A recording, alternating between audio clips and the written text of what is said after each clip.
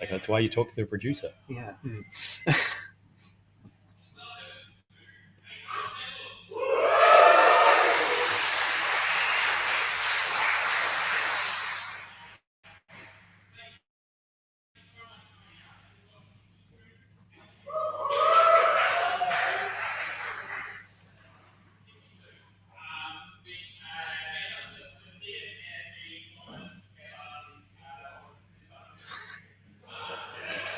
Alrighty, we are apparently live. Okay. So we're going to a smooth, seamless transition into, because we're seasoned professionals. Yeah. Welcome for those tuning in to. Yeah, it came up live there. It's fine. I thought No. Well, because there's nothing to show here. Okay. That's mean. So this is just we are streaming. We have Okay. audio. Cool. All good. All right. So welcome for those of you tuning in from afar. We are live from the furniture room at the Tramsheds Community Hall.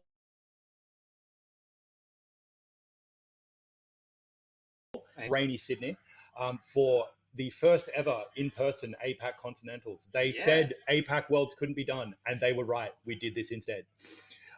So we have people here from Sydney, we have people here from Western Sydney, we have people from North Sydney, South Sydney, and Adelaide. Yeah. So this voice is inactivist, or Luke. Over here we have... Hi, I am abstracted. Yeah, and together we are abstractivist. Yeah. So we're just doing the acknowledgement of country over as we get set up. We're going to get underway in about 5 to 10 minutes, depending on the efficiency of bums hitting seats. Yep. So we're both deeply tuned into the meta, hence why we're commentating today, not because we didn't want to play. How do you feel? What are you expecting to see today? Today I'm expecting to see, on the Corp side, a lot of Orko, a lot of Nebula, being probably the two breakout identities on the Corp side from results at EMEA Continentals and Cascadia earlier this month. What are you thinking you'll see on the runner side? I think on the runner side, there's definitely Crim's definitely the order of the day. There's been some Anarch decks going, but nothing's really landed. Yes. There's still, the efficiency of Shaper BS generally. There's some light decks around. But I think definitely with the most recent ban list, it didn't shake up anything too bad, but people are still finding their pace, particularly in a suddenly stronger Corp game. Yeah, absolutely. But like most things, like the ban list still very fresh. I think a lot of people are going to just play what they're comfortable with due to inertia. Certainly. And then I think it's probably the beauty of the Continental season, right? Is you see just meta chasing week to week. It's like, all right, this week might be the egg week. And then someone's like, oh, by the way, we finally solved it. There'll be a different thing. Yeah. Turns out this wiki is amazing. Maybe not. Who knows? Maybe Dewey won't ever be great, but we'll try. We indeed will. But prove me wrong, folks. Prove me wrong. Other than that, I don't know how willing are we to vamp for 4 minutes. So we have 62 players today, all coming here from some distant shores, some different parts of Sydney. Yeah. Just to answer the question, how do you like your eggs? Yeah. Some people like them dead. Some people like them not at all. Yep. Some kill eggs, some not kill eggs. Yeah. There's so many things. Some people want 7 points. Strange scenarios. Unthinkable in the current meta environment. Yep. We're still kind of setting up as we go, so I have no idea if there's anyone even in chat. I know there's some people going Australia. We're in a very different time zone for a lot of people following internationally. So if you up, hit us up. And also why? I didn't watch any of your streams.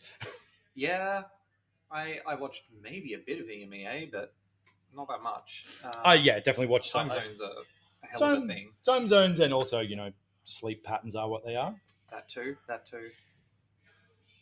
What else can we talk about today?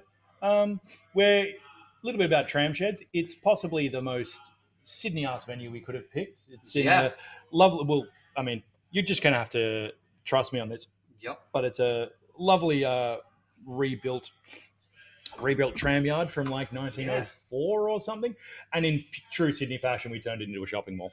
Yep. And it's looking great. There are vending machines with Pokemon and Magic cards, apparently, if you want to play an inferior card game. Yeah, we'll see what happens between rounds, or if we're doing some, if we're yes, okay. So that's producer Evan asking if we have Twitch. Yes, we do. Momentarily, we're working on it. What else? 2 minutes ago, I'm hearing the distant booming voice of head judge Craw telling everyone why what they're about to do is wrong. Yeah. I don't know. Any decks you've been enjoying playing at the moment, Inactivist? Any decks? So I was destroyed by rotation in that I'd just been playing Ag Infusion and Kit for a whole year. Ooh, I decided to just not change decks other than cards, so that was great. I enjoyed. I pioneered playing Egg at Canberra in that I just lost a whole lot of games. They said it again. They said it couldn't be done. They said no one could lose as badly as I did with Egg, and I did. Other than that, like a lot of big T going around, a lot of just like Crim run events. Turns out they're pretty good. Yeah. Money and draws all you need to win games. The EMEA winner with the Matroska deck I've seen a lot of testing with. And again, it turns out Breakers in a world in which there isn't a ton of program destruction. Yes. Works out pretty fine. Yeah. But again, you still got to have a plan for what you do about the SDS. Yes, what you do about the SDS, what you do about Stavron, if people still are on Stavron. Yep. Still a bit of a maybe not a metaphor, but something that you've always got to be aware of. Yes. Especially with OB doing as well as it is. Definitely. Yeah.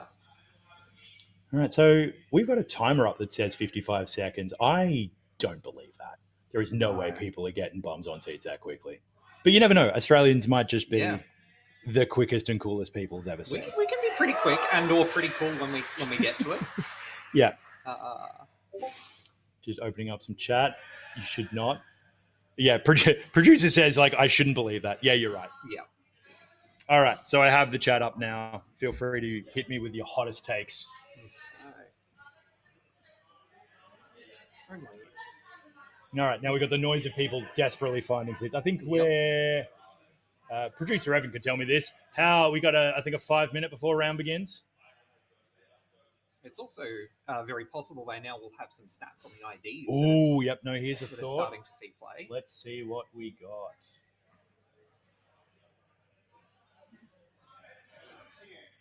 I'm waiting for... No, we have... Not quite yet? Not quite yet. We remain... Nope, one more thing. All right. One screaming from the room that it is one person's first tournament. We have no stats yet, so we've just tabbed over to a tab without stats. Fantastic. In just a All second. Right. Over or under 40% Alco? Under for sure. Under? Yeah.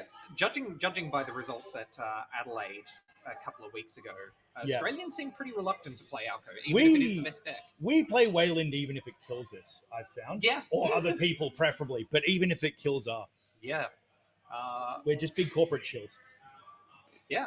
I don't know, but there are a lot of XPE tragics really, really just looking for anything to chip away. There are some, for sure. Producer Evan, yes, we are on 2 mics. Boost Tom. I told you. Right. I told you I'd be louder than you. Yeah, that sounds about right. All right. Okay. Now go, Vamp. Talk about some things. Things. Well, levels, etc. Levels. No, the decks that I've been playing.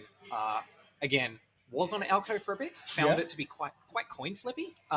Without a doubt, a very strong deck, but can sometimes struggle if the top 10, 15 cards of your deck aren't. All right, now, so the stats are up. Again, we're going under. I'm going over. All right, let's see. I don't know what to bet, but we'll bet something. Stats, no elimination. Come on. Tournament? Oh. 43% Jinteki. But hang on, there are other identities. 37.5%. With the next best being Nebula at a mere 7. Yeah. Not as much Wayland as we might have anticipated. Quite a lot of Sable, quite a lot of big T. Yeah. Those two identities making up 48% of the field. Yeah, 57.8% criminal. Again, that's Australia. We were, before like a rich First Nations history, we imported a bunch of convicts, so that happens. Yep. Yeah, that checks out. What else are we seeing? Only 4 OB players. OB having a few very strong varieties. Look, I feel that's largely down to the number of people volunteering to run. We have Crawl, we have I Am Tom. That's taking op players out of the field. True. Precision Design, a great choice for a big long tournament when you just want to, I will just play the seamless launch and try and score out and not think too hard. Yeah. Though it depends on the precision design deck. We are seeing some decks that are not actually using seamless launch, instead focusing on nano management and wage workers to try and get many clicks. So let's get down to the fun seats. What have we got in terms of we got one unspecified. Oh dear. That's interesting. But so we've got a Dewey. I happen to know that's shout out to Blind Idiot God. You're a madman. We'll chat at the end of day one how he feels that's gone out for him. Yep. Bangoon, Atea. I'm surprised to only see one Atea. That's normally a pet deck of a few people I know. Certainly. Only one PT. PT. It's a strong identity in a different meta. For sure. I was talking about their first few weeks after this pack launch and playing Nebula and going, this is the most broken identity ever. What could possibly beat this? And here we are with, 24 eggs. So many eggs. Latin Arasana, Magdalene, pretty well represented. I think in Canberra, we saw a lot of Melbourne players on Magdalene to kind of break through kill egg. Yes. And it broke through me real good. So I can attest to that. Absolutely. Shaper having access to Stone Ship Chart Room and Airblade X in faction makes them a lot more resilient to kill and really anything Egg is trying to do. Yep. Mercury over-under on that being Jaden. But I've seen Jaden have some good results with it. Yeah. Surprised to only see one Seb, to be honest. That you go back to a meta of a few months ago where Seb was everywhere and things changed. Exactly. Though that being said, the Banhar ban has definitely hurt Anarch's numbers here. I think even some of the results we saw in MEA, a lot of people disappointed even in Hashiko, which is tough with the Banhar ban because obviously you've still got all of the other tools against that meta, but I think just trying to get through single ice Nebula or keep Nebula down becomes very hard for that deck. Yes. What else we got? 3 complete Thule Degenerates. Ugh. Again, just 2 weeks ago, starting to regret wasn't playing. It's like, I'm helping out. Yeah. All right, we've got producer Evan. We're getting very choppy over at this side. But it looks like we're seeing on the right-hand side, we have Haver of Fun playing Alco. Yep. Very strong identity, and can't quite see from the art which runner identity we have on the left side. But judging by the color, an Anarch, which is interesting, in view of the Banhar ban that we've discussed. Well, and that's the thing. Never let him see you cry. Never let him know what you're thinking. Exactly. We wouldn't possibly be playing against Anarch. Oh wait, here it is. Right. Okay, we can just cheekily as we start to load in names and such. Yeah. Where are we? Let's go. Let's have a fun out. No. Okay, Jackson. Currently both on NBN. I mean, that's a bold choice in the Corp versus Corp matchup. Absolutely.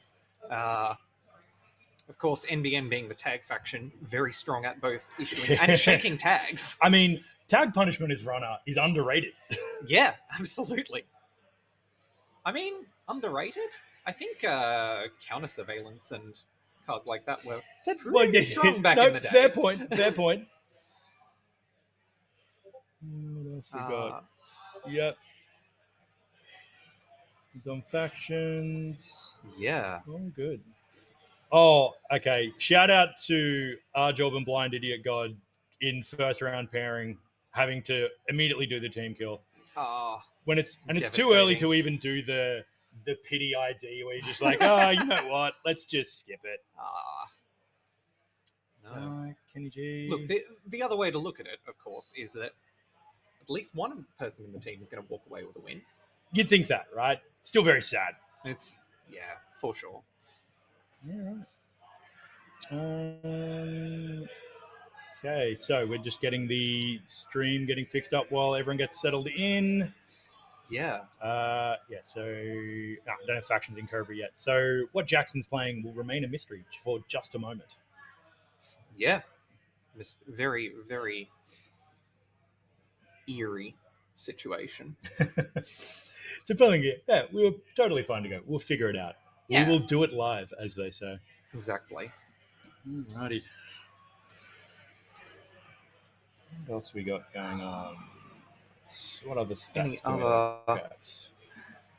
have? Acer. Like... We have one of the two aces, which is an excellent runner choice in a meta where you're not sure what you want to do. It's like I'm not sure what you, the corp, will be doing, but I'd like to make it as hard for you as possible to do it. Yeah, absolutely. What you can do with all them cards when they're in the bin, buddy? It's a great question. Interesting to see as well how Esser is going to perform without access to Banhar. Esser is probably one of the decks where Banhar is the strongest because you're already wanting to damage yourself. Yeah. You could largely get away without breakers a lot of the time, and Absolutely. So Banhar just getting you the accesses you need when you need them. Yeah, great. Having to play a little bit of Netrunner, not great for Acer, but again, the deck's in a position to do it. There is enough trickery to make that work. Yeah.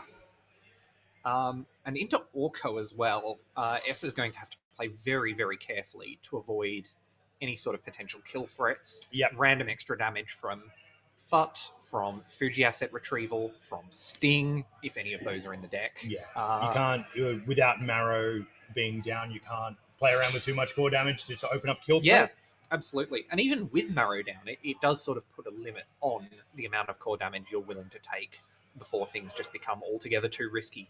Yeah.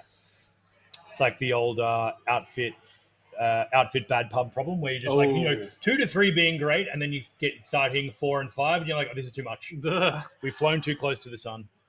Absolutely. It's a scary situation for sure. I think I played Jackson last round in Canberra. Oh, yes. And I think Jackson was playing Magdalene at the time. And I think Jackson said to me, like, my wish for this last round was that I didn't have to play against Egg. And I said, my wish for this last round was that I didn't lose. Yep. And we both walked away disappointed, I'll tell you that. Oh, no. But it was a game. It was the last round of the day where you're just like, okay, we're having fun today. Yeah, absolutely. Well, and as a Magdalene enjoyer myself, I find that any game with Magdalene in it becomes a lot more interesting. Certainly decision intensive, which is always great to see. For sure. But what are we here for if not to make decisions? I mean, I'm here to touch cards. if in doubt, access some cards and hope for the best. Fair enough. Not here for decisions or math. Sending it. Turns out accesses generally good. Someone was telling me you're a heavy math major. Yeah. So do you find that helps you in Netrunner? No. The ability to not? No. If anything, it hurts because by the time you, as you study more and more maths, you get further away from like the maths that is helpful to you in Netrunner. It just you will think of it as just, oh, that's too easy. I don't need to bother with this. Yeah. And then you go and play a Netrunner and you get to getting through the server could be anywhere between 7 and like 18 credits. Yeah.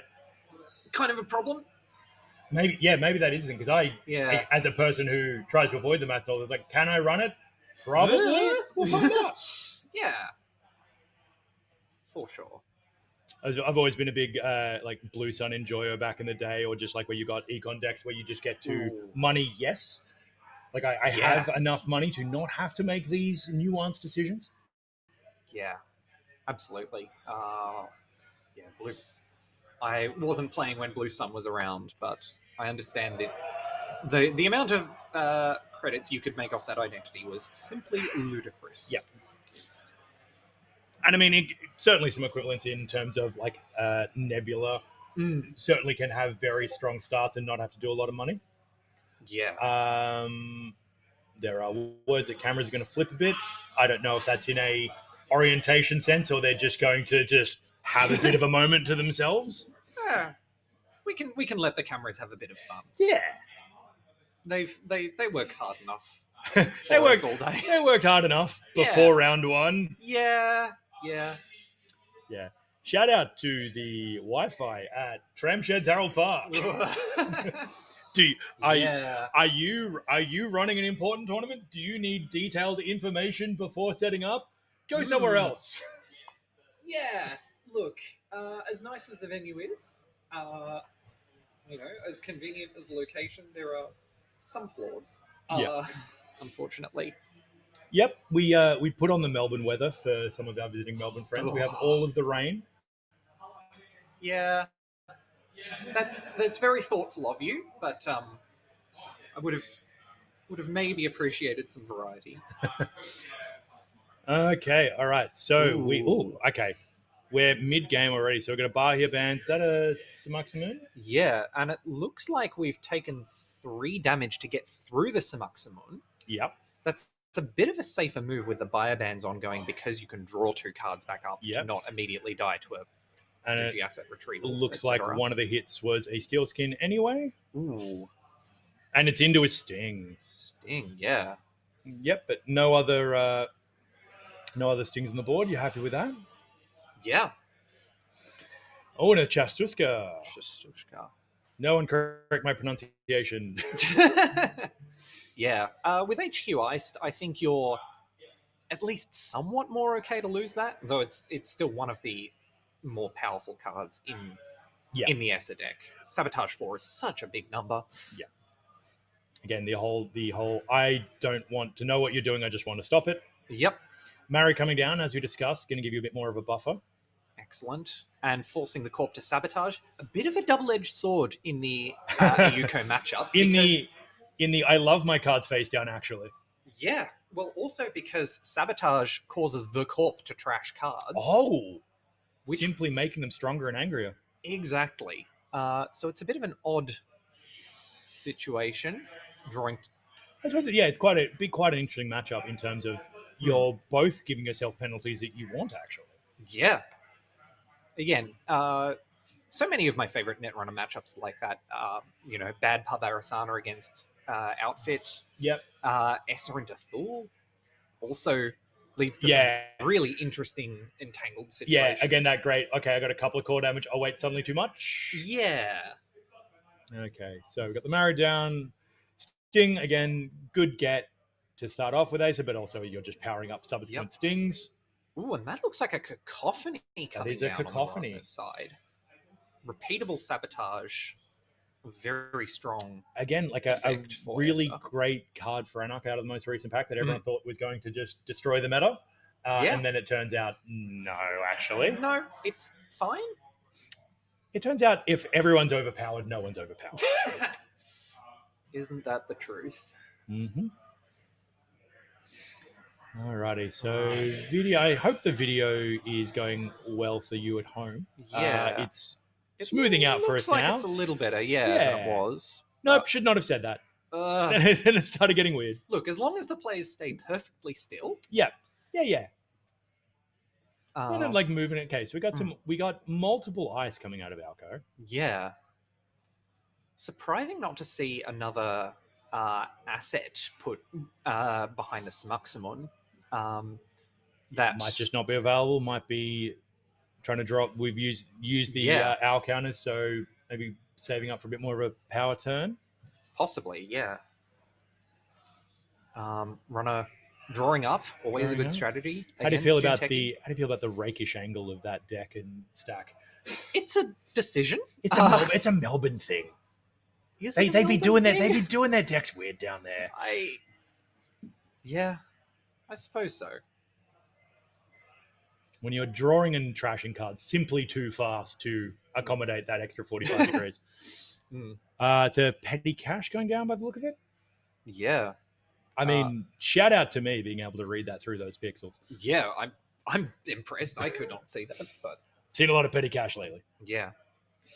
Very strong card. Two clickless 2 credits out of archives. With so many identities in the format already wanting to put cards in archives. Yep. And it's like, it's an interesting card for new players to just like read that, intuitively understand what this means, right? Yeah. By the time you can understand this card and why it's good, you'll have become a Netrunner. Yeah. Do you have any idea what this is down with the token on it? That looks to be the identity itself. Oh, of course, right. That's the altar, so that's how we're tracking core damage. Sensational. Yes. Runner taking money with Shore Gamble. Classic. Potentially giving us the ability to install breakers and challenge the Samuxamun. Again, you could get through by taking 3 net damage. That's expensive enough that you don't want to do. I got the Audrey coming down. Very strong card, giving you access to multiple servers. Yeah. But no good against Samuxamun. No, yeah. Not helpful in this exact scenario, but starting to set up. And it's like, it's not like you're going to be dealing with stacks and stacks of us. Yeah. Yeah. And running hot coming down. Forcing the sabotage. Well, forcing. Again. Forcing it. I love it, actually. Forcing the sabotage, but powering up Orko. And giving the runner clicks back to... Likely at least some of these are going to be draw back up. 1 card in hand is not where you want to be. Not ideal, no, but not too much down to really, you're not expecting a sudden repeat function foot combo at this point, thankfully. No.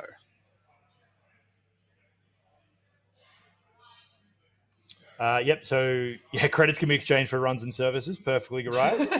And the vinyl Alco that Havre Fun has, real good. Yeah, it's really remarkable. Not to mention okay, so we've got the Fuji in archives. Like, you've got the points, but at what cost? Yeah. But we got the foot down, we got the cacophony. Like, not a bad position for Jackson to be in, as long as it's not going to swing back at him. And 4 points in particular is I find a really important break point to be on as the runner into Alco, being able to steal a Fuji asset retrieval without worrying about the damage on the Fuji or you still die, but after winning the game. Exactly. So it's fine.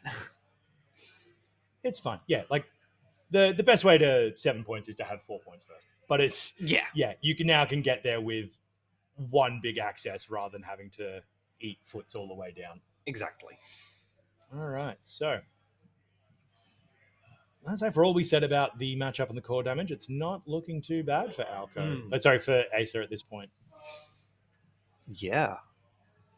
Another petty cash coming out of archives.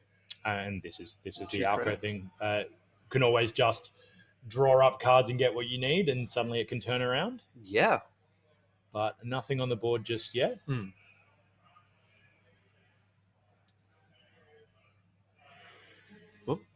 Oop.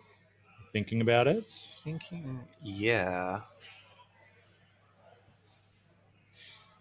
2 clicks for even more money. Alco's sitting on 11 credits here. And the Oppo. All right. So we are at threat. That is the Grande Oppo. Exactly. 4 tags is tough to deal with at this point. I'm going to put it out there. 4 tags is too many tags. I would simply take less tags. Yeah. However, yes, with the core damage, with the lowered hand size, the threat is suddenly very live. And while we were just talking about Alco's changes, it turns out it was a ruse all along. Threat 4 was just where they wanted you. Harifan wanted you to take that Fuji, actually. Yep. And with 14... Jackson has the deep smile of a man who knows what's coming. Yep. Without... That's the nod of just like, yep. Oh. Also, notably, metamates, they have probably been in this position before. Yep. And without the 8 credits to be able to clear those tags, I can't quite see whether that's 3 or 4 cards in hand. That looks like a 4. That looks like a 4. That is pretty big deal. I mean, 4's pretty important. Especially with the ability to potentially, on the turn, clear 3 of those tags. But playing a card and going down to 3 in hand. I don't know. Are you worried? It's like you're not worried about the measured response, are you? I mean, potentially end of the line is another. Well, I mean, that would be one would be more traditional. That's why like you're keeping yourself a measured response range, but at what cost? Yeah. And the thing, like, it's, I mean, a lot of these decks, are they running to end of the line? Well, yeah, when you're spending it. Mindscaping does the kind of diet end of the line play here. Yeah. End of the line hard to run if you're on 3 oppos. You can only afford. Yeah. Exactly well, without cutting into spin doctors, you can only afford 1. Yeah. So particularly in these multiple tag situations, Mindscaping in faction does the work. Yeah. Jackson's checking the stack, checking the hand. Yep. Hoping for a card that you've never thought existed before. Way of getting out of this. This is where you find the single lie low that you put in the deck or something absurd. Yeah. Potentially a running hot could start to get us out of a bind here. Just give us more clicks to be able to clear all of those tags. Drawing card. Yeah. I make them have to have 2 cards instead of just the 1. Yep. And wonder what the runner is going to do with their last 2 clicks. It looks like it's clear 2 tags. Some comments about the mirrored video. That was the flipping cameras we said before. But also, yes, we're in Australia. This looks normal for us. It's because you're viewing from the Northern Hemisphere. Exactly. Actually, yeah, we printed the playmats reversed as a joke.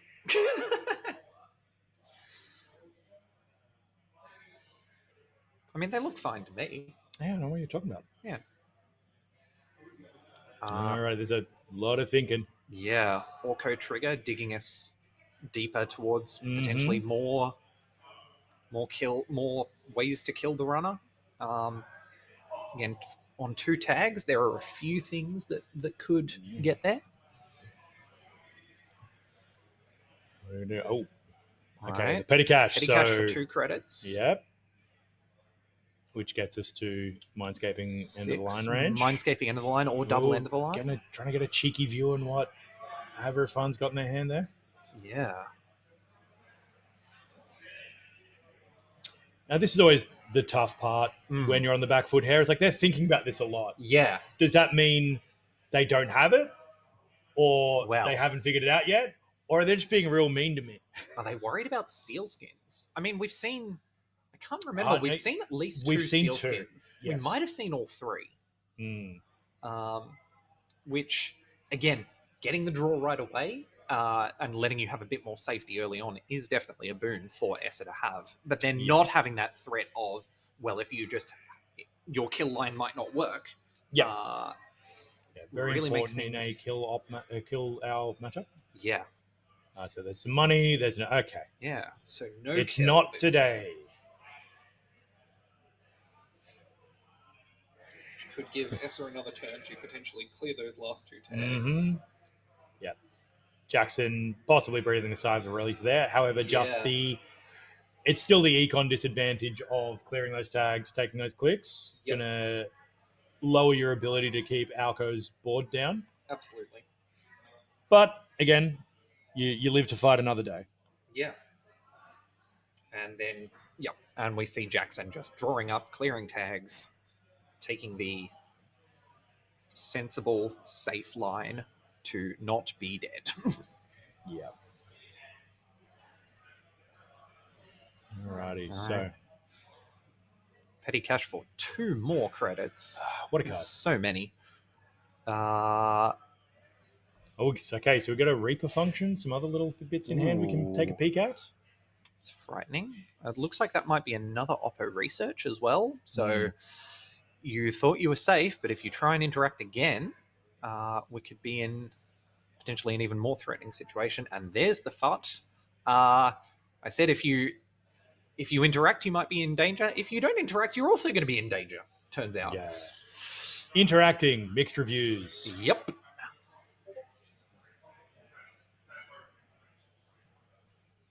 All right. And back over to the runner here. Alrighty. So definitely some threats on the board. Bit of money on Alcos. Like no points on the board yet, but not a bad position to be in. Definitely has got a bit more of more of the beat down on their side than they did look like they did before that Oppo. Yep, for sure. Drawing again at that rakish 45-degree angle, like the efficiencies. You've got to turn the card less to put it into your hand. That's what's going on here. It's like just speed lines. Yeah. All right, so we've got a Fermenter down. So much. What a card. Again, card. Anarch, so good except for the fact that they lost their key to it. Yeah. Shout out to Dasher in the general chat saying that they've skipped this tournament because of Alco and Esser in round one. Yeah. To be honest, can't say I blame them. This is peak Netrunner. Yeah. You're trashing cards, you're touching cards. Yeah. Trying not to die. Yeah. All right. So I think Stoniak might be asking about Visual Fridays. This is ASO versus Alco. Obviously, both are alt arts. All right. So we've got the Sting down. Sting. Which, with the foot, with the Sting on the other side of the board, that's a beefy hit. That's four net damage with the foot counter. That's so many. That's so many. That's more than 3 net damage. Yeah. Well, functionally, if the runner doesn't have ways to draw more efficiently, that is, in a sense, skipping the runner's turn. Skip. It's the Oppo with extra steps. Yeah. So we've taken the 2 first up. No Steel Skin, but we're losing some Finality and Ghost Tongues. Finality's rough to lose here. Again, when touching a single Fuji asset retrieval is enough to win you the game. Yes, when it's starting to swing away, you might just try and take the big swing. But survives another day, gets the Fermenter counter. Yep. So definitely a bit of... Was that a trash finale or another finale? No, that was the trash finale. Yes. Like, we're going for the swing. Yeah. Alrighty. And drawing card seems good. And for second. And for third. And the third. Are we going to see the runner's turn undo? No. Install Stone Ship. Great card to have right here. Yep. For a little bit more safety. Seems good. I mean, you're clearly going to use that to charge cards. Yeah. Yeah. Obviously, you want another... can't be an Audrey counter. Can't be a Fermenter counter. Could be a... Hippocampic Mechanocytes. Hey, there we go. That's how you get your That's the hand tech. size.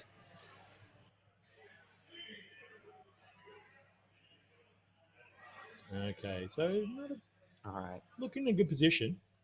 I mean, both players very much in and amongst it at this point. It could go either way. Yes. Again, with the Oppo in hand, but also looks like a fair few agendas. We definitely saw some agendas early, but no action at this point, and Alco is doing the draw. Yeah. It's like a glimpse of a moon pool in hand there. Yeah, very good. With moon pool in hand, and if you can manage to get a moon pool in hand and 3 agendas in archives, you can score a Regenesis from hand. Yeah. Or and just hoping that they don't go to archives at exactly the wrong time, which happened to me every time. Yeah. Of course, that's the risk you've got to take, though. Those rascally runners not letting you do exactly what you want to do without interference. It's so mean. All right, so we're starting to get a fair few assets on the board. So our options that we've seen, like we've seen the moon pool, we've seen a Reaper function before. Yep. There are, as we said before, the mixed reviews on interacting. There are things you do want to see and you don't want to see. Yeah. Especially when, as the runner, you're starting a turn with 2 credits, though 6 credits on the fermenter if you need it. Yep. But only 2 credits. Yeah, we've got the hands we've got the stone chip, so kill not as live as you'd fear. So not in a bad position, but it's still, we're still trying to lean into Audrey here to break anything other than the Smacks Moon. The only res piece of ice at the moment. The only one thing information the we Audrey have. can't deal with. The one thing? I guess it also can't deal with Hammer, but you're not expecting to see Hammer in Orko matchups. Yeah, that's what gets you. I had a Hammer in Alco matchup, Ooh. but also How'd it work out for you? I mean, really good in one matchup, and isn't that what you need? Yeah. Well, sometimes you do. Sometimes you just need a boost in against a certain runner. Okay, so definitely this is where we start getting down to the decision-intensive era of this phase of the game. Yes. Turns out drawing cards might seem good, only in fact giving you more decisions to make. We're on the official NSG stream, and the official NSG stream is coming out against drawing cards. just make things more complex. We Yeah. don't want that. Don't make decisions, don't do math. Yeah. Right. Again, not dealing with any of the assets on the board. With 3 face downings in archives as well. Yeah, it's a tricky one because you're letting those fermenters build and getting yourself into a better econ position later. But at the moment, we're letting the board go uncontested aside from that early phase. Yeah. I mean, as we discussed, like you're probably not feeling too bad about the Reaper function, provided you've got the cards and the stone chip down. Yes. However, Foot's only getting more counters. He's only getting angrier. Our codex can also absolutely score out, and if we've got a Regenesis Fuji, purging virus counters to keep the runner low on credits. Alco's in a good spot. They can take the turn. Yeah. Knocking the fermenters out to when you've got 1 credit, the worst. FUT's going to continue to be a problem. You need credits to deal with FUT. Just make the runner not have credits. Simply make the runner not have money. Yeah. Works for corporations in the game and out of the game.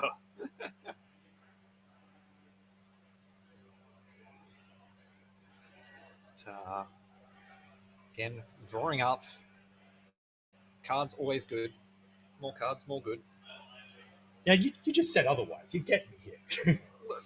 I don't expect to be. I don't come on here. We don't come here for consistency. No. Cards, good, bad, mixed reviews. Yeah. Okay, Gourmand in a not having a lot of money need to trash things scenario. Yeah. Pretty good. Pretty good. Also a way to kickstart Audrey. Pretty good. Which is, when you've got a lot of assets, but quite a few of them being iced. Yeah. Probably really regretting the ability to not charge Audrey at the moment. Yeah. Also, potentially a way to get that. That's an Azamat going in the bin, which in the memory situation is understandable, but also a card you quite like in this matchup. Yeah. Unfortunate. That purge ending up being really, really well timed. Decisions must be made. Yeah.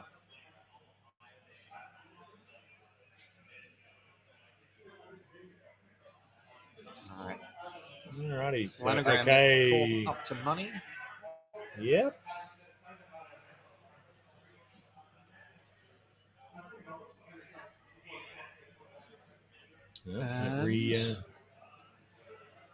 Looks like we're installing. We're touching the scoring area a lot. What could that mean? Board is expanding. Yeah, we're classically out of room on the playmat, so we're doing extra agendas. Ooh. How are we going to make this work? I'm a second row fan. Yeah, I'm a second row. I believe, inside baseball, I believe Haver and Fun was trying to place him off the mat and almost certainly was yelled at by producer John. Producer Evan, sorry. Yep. They're like, no, we need to see those cards actually. Yeah. But that's 4 cards to deal with as Yep. Essa. That's a pretty tall order. Yeah, so we got 5 unres assets, the foot cooking away. Yeah. You really got to pick your access at this point. You can't be Yep. you can't be fighting all the battles. Yep. But Or just have money. Money, good. Money good. Yeah. For dealing In with game, assets. out of game. Yep. Strong reviews. Yeah.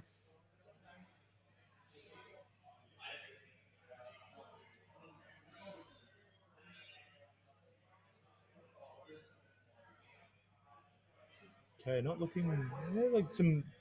Again, we've remained in the decision-intensive era. Yep. We saw 4 points earlier. Now it's a scrabble for every last one. Yeah. Though, really, it feels like not that much. Despite developing a much better board state, not that much has changed for the runner since getting to 4 points. No, I With- don't. Yeah, but as the corp develops, it's like you could get those accesses early, and now Yes. you've got to start answering specific things. Yes. And we're still just staring at that Samaksa moon. Yep. Okay, so we've got the moon pool being rezzed. So Rezzed and used by the looks of it. no, almost certainly. So we're going to Yeah. see. What was that? No, I think that We're was gonna see. that was the sting that was already there. Yep. And 2 agendas pulled out of archives. Mm-hmm. 2 agendas? 2 cards, one presumes. Looks like it. What are they? Yep, thinking. All right, so See how they run. Yeah, very very popular in a criminal heavy meta. Yeah. Very mean card, doing a lot of damage to the runner, potentially core damage as well, which is interesting into Essa.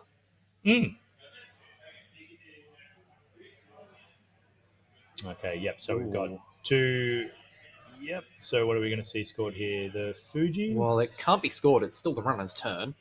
Oh, okay. Didn't even clock that. Oh, so was that? That was during a run on the moon pool. Okay. So- That makes perfect sense. But it looks like, for the most part, yes, you're revealing that the card in this server behind the Saxonon's likely an agenda. What's the runner going to do about it? Yeah. They'd have to take at least 5 net damage, Yeah. 3 from the Smuxamon. No, 6. 3 from the Smuxamon, 3 more from the FUD. Yeah. To get that. And then even a sting is particularly sad here because you got to stick on either side. Fuji's even Well, worse. we know it's not a sting because we saw the last sting be shuffled back into R&D. That's why you're on this commentary thing. Your object permanence. So, most likely a see how they run, as that would not be. That would not end the game if the runner were to touch it immediately. Yeah. But if the corpse scores that out next to running hot, Yep. get Take the clicks call. back Fear to the nothing. runner. Yeah. That changes the maths on whether this agenda is stealable. Maybe not enough. No, with the stone ship, we could, I believe, have 1 more card than necessary. Yep. That is you got to play that move before accessing those, so it's a bit of a Yes. gamble, Yes. particularly when you're hoping to keep that to not die. Yeah, I mean, we saw the Reaper function in hand. That's the last 2 damage you need. Mm-hmm.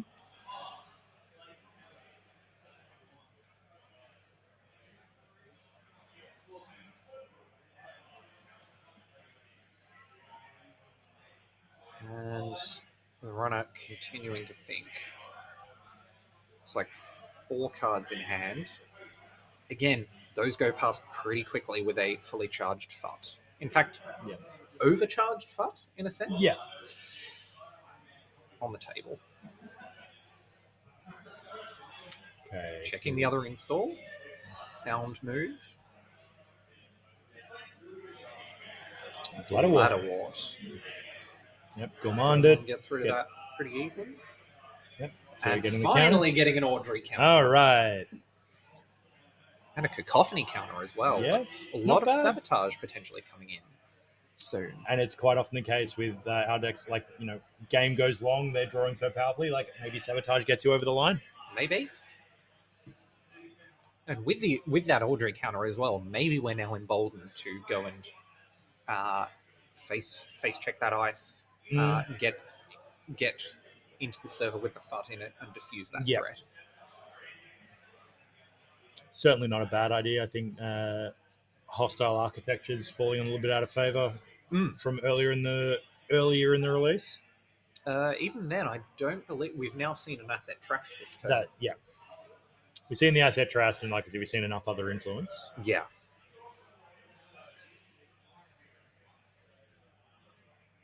I'm not quite sure what that card is. Possibly a Rising Tide? That gets us away past the Samuxi. Yeah, I think a Rising Tide's a good shot. Which is very, very relevant on this board state. And that's what it's being used for. We're going to see it. Let's see. But that's going to be 3 damage from this FUT. Potentially 3 more damage if there's, say, a hybrid release or another agenda able to be scored. This is quite dangerous territory for the runner. No, definitely. Doing the math on how much can I take to the face?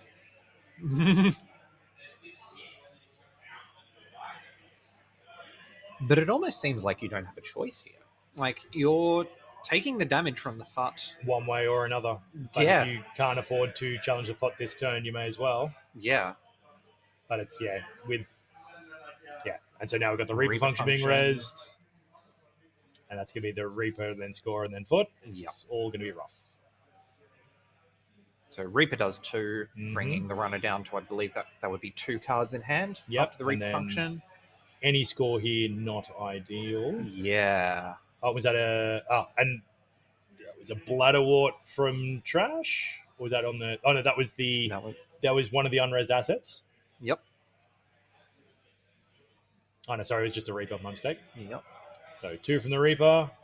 Gonna definitely want to pop that stone. Yep. Need cards. But not quite yet. We're talking some priority. Still in start of turn triggers. Yeah. We haven't actually started yet. We're still doing the things. Look, at least Orko's not as bad with start of turn triggers as some other IDs I could mention. Yes. There we go. Now we can draw 2 with Stone Ship. Okay, giving us a bit more of a buffer there. So we're back to 4 cards in hand. Yep. Enough to survive if that is a see how they run in behind the Samuximun. Again, enough to survive, but the Corp has a click left. Is it? It's off the camera. It's an agenda. We'll see. It's a 4-2. A 4-2. Probably game doesn't seem to be over, so a see how they run definitely would have been it. Yep, and that looks like the Psy game. Yeah, okay, here we are. Oh, powerful play. Yeah, so that's going to be a net damage coming through rather than a core damage.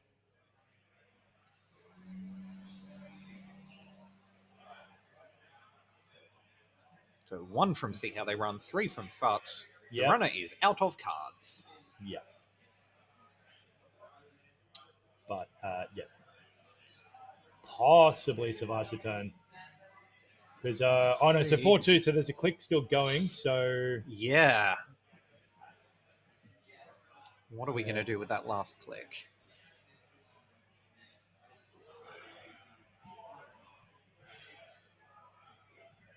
Also, now that the Corp's on 3 points, Regenesis Fuji's the game as well. Yep, that's another thing you got to watch out for. Yeah, you always got to be thinking about these cards. It's so exhausting. Sometimes I wonder why I play this game at all. Alrighty. So install behind Sanuk. The runner lives to fight another day. Lives to fight another day. Rapidly running out of deck, however, which is Jackson doing the check. Yep.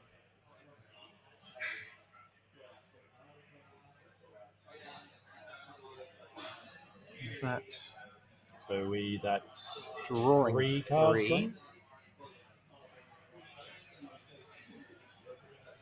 Yeah, so that's drawing 3. Drawing 3. I'm not quite sure what the last click was, but I'm not sure either, to be honest. Yep. Ooh, cohort coming down. Very, very powerful in Orko. And this is the thing, Olko's been playing this whole game. This is the first one we've seen it. You get to see 5 new cards at the start of your turn. That's so many. It's nearly 6 cards. Yeah. And as we've been talking about, like, you're just making yourself have to make more decisions.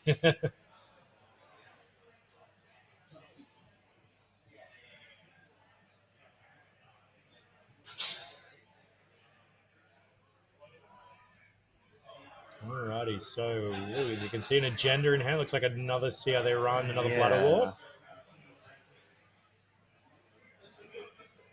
Again, another see how they run. Potentially, with if this FUD stays around, we could run the runner all the way out of cards. Yep. It's enough that any scoring threat now starts looking pretty dicey. Just sheer attrition's gotten us there. Yeah. And the runner can't even steal to defuse it. You really have no option other than challenging the FUD server. Yeah. But with that ice, if that ice is, say, an anemone, that's even more damage you're eating no matter what. All right. We are at 5 minutes of the round, however. So, you know, Nalco technically on 3? Yes. Is this thing and then they see how they run? Yeah. So, again, decision making. Yeah. All right, so is that a stone ship coming down? Which... Good for cards now, but you don't have many cards left in the stack. Yeah, I mean, it still useful. Helps you with the unexpected. Yeah. And you're not going to be, you know, drawing them all the hard way. So, okay, so we've run the... Yeah, so we've run the remote. It's a moon pool. Yep.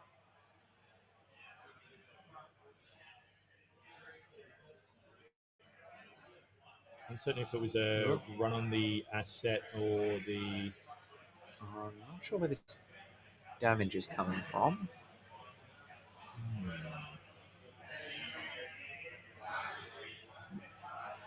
Oh, no, it looks like the moon pool and the bladder wart will start of turn to get the bladder wart damage. Yep. Yeah, I'm not sure how many cards that is in the stack, but it is dwindling. Dwindling, yes.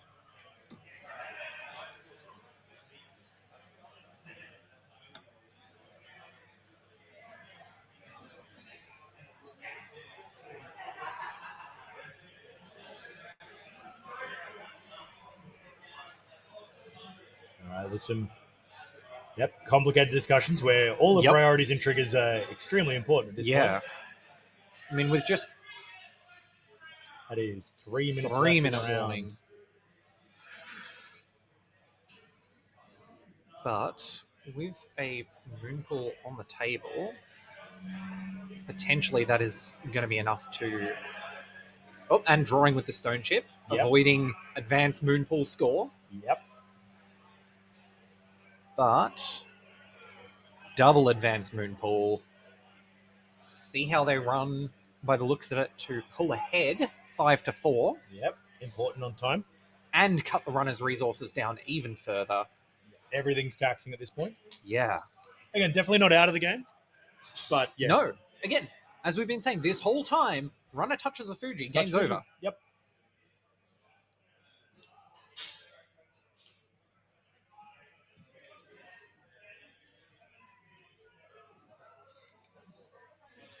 And once again, playing a side game. Playing a side game. Probably doesn't matter. Ooh. Nixon paying a credit seemingly to make the damage a core damage. Yep. Getting that SRID ability fired. Very heads up. You need that draw. Yes. Dag Netcat, not super relevant this late in the game. Probably the best thing you want to hit. And yep, so we've got a Bahia bands there, which can't draw. Yep. Other cards which are basically just down to cards as hit points at this point. Yep, and the runner only has 2 of them. Well, some money off a strike fund at least. That's some consolation. Yep. Alrighty, so we've got 2 cards left in the game. A foot res on the table. Yep. A bladder wart, which is in bladder wart chip range. Yep. You've got a dream. Yeah. And you do probably have to do something this turn, or risk losing on time as well. No, definitely. And certainly if you're going to lose, you want to lose on your own terms. Exactly. We've still got the one solitary Audrey counter. Oh. And we've Oh, seen no. seen the end of the line off the top of the Ooh. deck. I mean, Well, not rough when you haven't taken the tag, but certainly one can see the future a little bit. yep. Okay, so we made a run on Nutria. HQ, we made a run on R&D. Not sure what else you can do here as the runner, Yeah, unfortunately. I mean, archives have been fairly recently cleaned with the moon pool. It's you don't really. How desperate are you that maybe you just take the keeping them honest run? But I think you've checked HQ and R. Yeah, okay. Yep. So now we're going for the Continuing extra to check HQ run. Still not in there. Nutria, we already knew that. And that looks like we time have called. Hit time, I'm afraid. And with nothing in archives. Nothing in archives. I mean, that's perfectly fair play. I think you're down at the end. Time's against you. You just kind of see what you can hit. Yep. And it looks like the Corp can just click for 3 credits. Yeah, so time was on the runner's turn there, I believe. Yep. I think that's what's being negotiated or confirmed.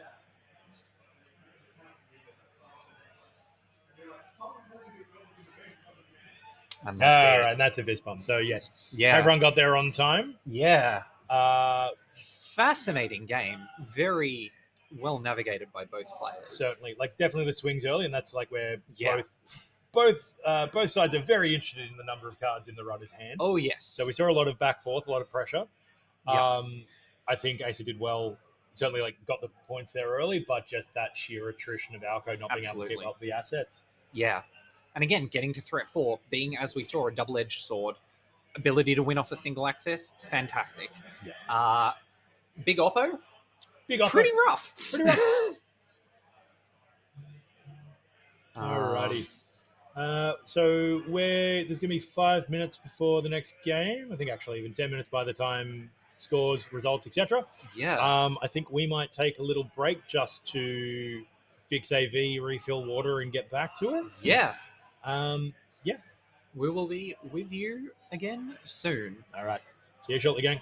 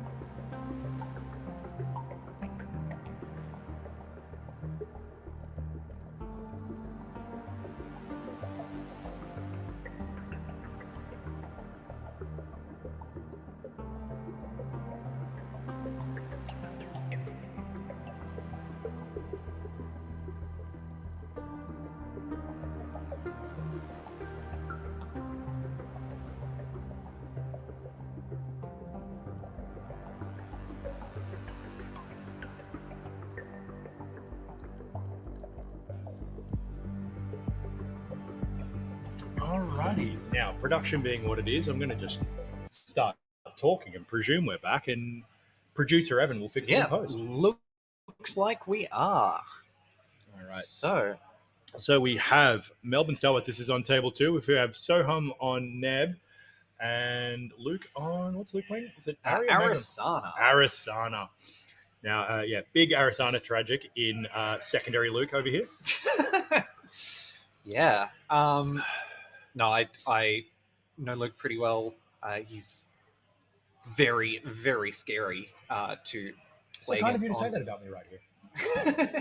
on when playing Arisana. Yep. And it's Soham also a force to be reckoned with on Nebula. And it's definitely a kill Neb. Yes. Having experienced it in Canberra. Ugh. And having been playing around with that deck myself, it's in a very interesting position here. Yeah, for sure. You don't have as much off-turn draw in Arisana as you might in Magdalene to try and dodge some of the things, but you do have the ability to make the accesses you need to keep Nebula flipped. Yes.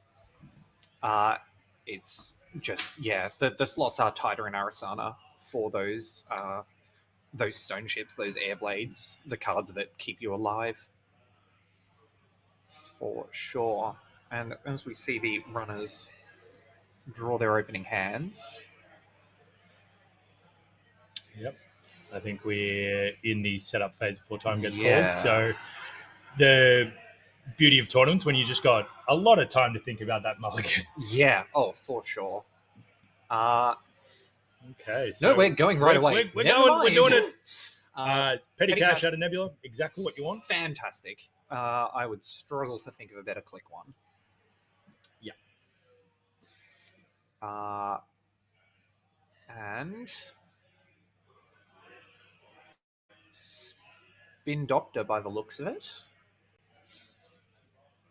Yeah, we'll go with that. Nice to get down. And Spin Doctor and YDL. So yes, piles of money. Piles of money, piles of cards. No ice, so the runner's going to get to flip you back for free. Yeah. But I've got a pile of money. Who cares? Yep. Standard corp attitude. Yep. What are you going to do? Transfer me? Surely not. Surely not out of a green deck. That's how you get them. Unfortunately, again, metamates, fewer surprises than one might hope. Indeed. Okay. All right. And gamble, still pretty good. Yep. Getting you the money you need to be able to contest some of Nebula's towers later on. Exchange for goods and services. Yeah. And flipping Nebula back, the responsible thing to do. Yep, there's an Oppo. Big surprise. I mean, you always knew that was going to be there at some point, so... And it's not the hard-hitting news days, so it's just like, well, if I simply never trash anything or steal no agendas, what can it do to me? Yeah. It's also a lot tamer earlier on. Yes. Before you're in the Grande Oppo threat level. Yeah. So I've got a telework contract, so good little econ setup here. 11 credits, a good number to end on, I think that's perfectly good. You made the run to keep them honest, deny them that extra click. Yeah. Went back to your setup. Exactly. You absolutely cannot let that 0 ice opening go uncontested. No, not at all. So we had a predictive planning. And to what we were talking about last round, more cards, more decisions. Just don't do it. Yeah, exactly. Just... You're a corp. You get one draw a turn. You don't need more than that. Yeah. Especially as we're installing... Looks like more assets on the table. I'm sorry, what is going on? What nebula is this? Yeah. What are you going to do? 3 spin doctors? This is a keep as well, which is potentially a little surprising. Maybe Soham's like, had some success with the kill neb and go, you know what? Asset neb. Yeah. I'm going to pivot. I mean, forcing the runner to spend 1 extra click a turn on running centrals is not nothing. It's an approach. Yeah. I mean, they kind of want to access anyway, but Well, they do, but if they're accessing centrals and not remotes, you're doing things. So, okay. Decklist sight unseen. Mhm. What are you thinking here? Aside from 2 other spin doctors, is there going to be the behold splash? Could be table behold. I mean, maybe that's a thing. It's like I'm just going to put down 2 beholds. Go check them. Could be table behold. Could be Oracle think tank. Sure, Yeah, you get an right. agenda, but you've stolen an agenda. You've been tagged. That's going to start to chew through your money pretty quickly. Worst case scenario, if you don't check it, is probably a gaslight. Yep, gaslight could be good. A false lead. Very glad to pick that one up off the table. Definitely. As the runner. Super terrifying card. Yep. So, yep, perfectly disciplined play. Pick up the false lead, put down the nuker, draw some cards. Yep. And the question is, are we going to find space in the turn to flip Nebula back? God, so many places to be. That's the thing. Looks like the answer's no. The answer's no. So we got the petty cash coming out of the bin. Taking a 4-click turn. Mm-hmm. And this is where it's the other false lead off the table. Yep, false lead from hand. There we go. You thought you had a choice. Yep. Perfectly happy either way. Yep. False lead, of course, making that Oppo research that you saw in hand that much more of a threat. Outside of having specific tech cards, that's 2 tags. Yep.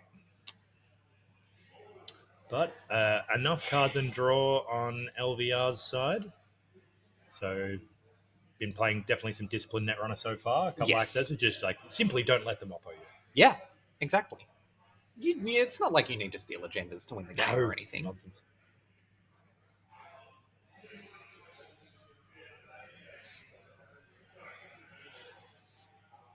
In particular, potentially a good strategy against Arasana. Don't give them any eyes to put Trojans on. Yeah, where's your econ engine now? Yeah, that's big thing.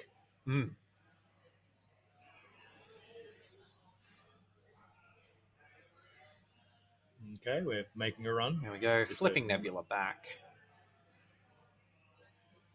and accessing from HQ again. Ooh, bettered. Up to 3 points. Up to 3 points, and Oppo Life. Dangerous. Look, it's not. You've seen the Oppo. They've scored the false lead. Yep, look. There's one thing you're thinking about right now.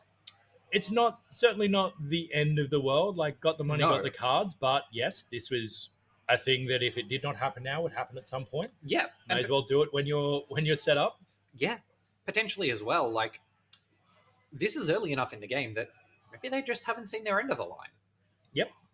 Simply force the corp to draw the cards in the wrong order. That's always the winning strategy. Exactly. But this also opens up opportunities potentially later on for, again, 4 points left to win the game. That's the next big thing in an Oracle think tank. As we discussed last round, that the best way to get to 7 points is to get 4 points first, it turns out. Yeah.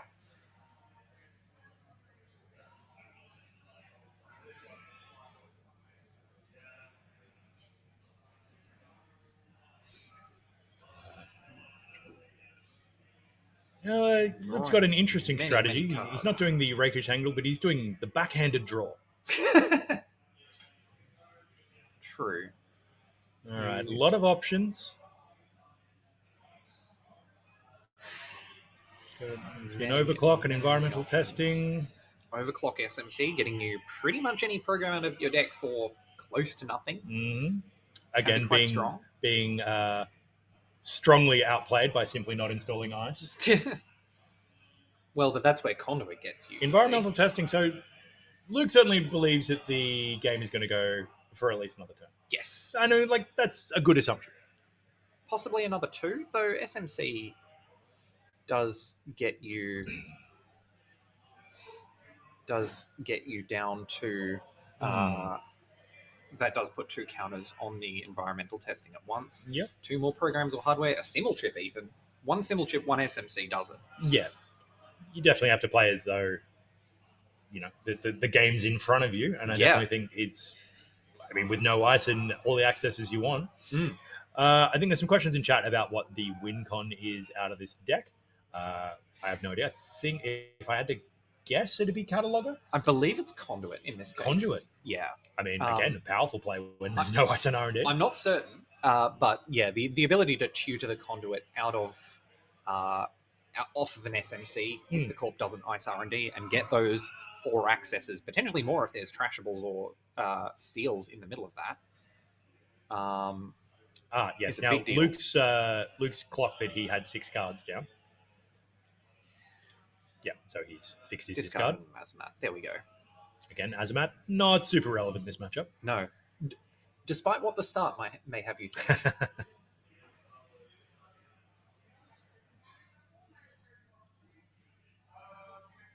Nebula drawing potentially for more ice to, protect centrals now that you're at a threshold where accesses on centrals can just get the runner there. Yeah, indeed.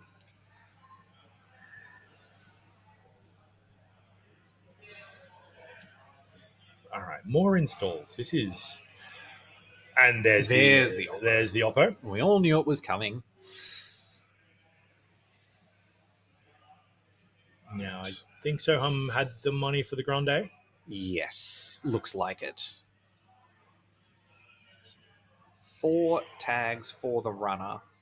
Are we going to see the false lead forfeited to put the runner on 2 tags at the start of the corpse turn?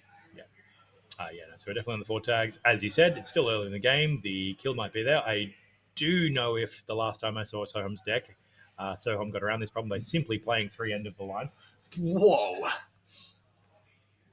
That'll do it. Yep, consistency will do it. Yeah. But again, enough cards in hand for Luke here that it's got to be a double if it's anything. Although the touch-ups play certainly live as well. Yeah. Touch-ups end of the line, pretty frightening. Indeed. Though that does require an advanceable card as either of the 2 face downs installed Which on the remote. Could have been the install. That's the thing. You've got a variety of decisions in front of you now. True. Do you contest these things and risk Behold or something? Or... Yeah. We never did tough. see that first. The other, so that innermost asset, I believe, was earlier on. We've just seen the second one now.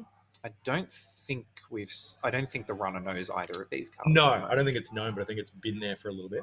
Yes. Again, possibly indicative of an ambush. Table Behold, Table Bite. Or card that just isn't useful now. Could be a Gaslight, for example. And like most things, anything when you're looking at a 4-click turn, putting that down is just enough to bait a run when you're doing anything other than clearing 3 tags. Yep. And this is Luke's position. Does he just clear 2 tags, take the false lead, or does he try something silly? Well, bold, let's say. Yeah. I mean, we will see.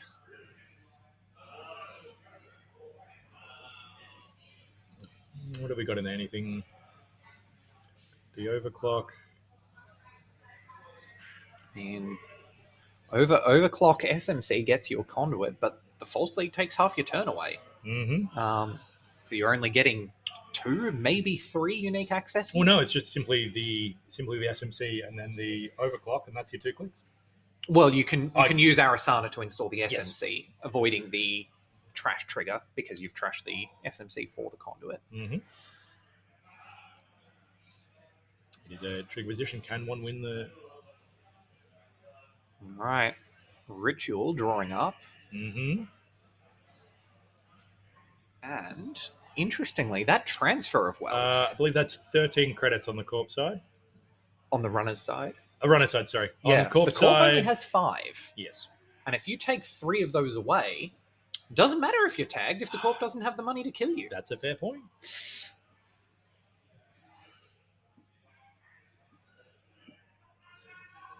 Again, Arasana getting the SMC down. SMC going to be popped for...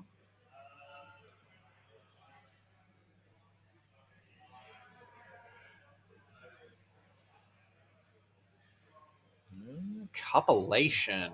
Right. Yep. That's another solution. Simply take it out of hand. Yeah. This is looking substantially less dire for the runner as it might first have looked. It's a tough position, but you know your outs. Yeah.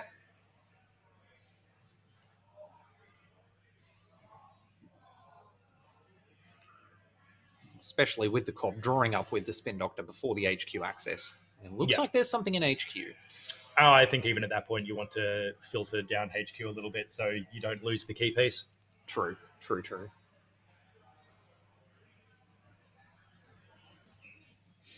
All right.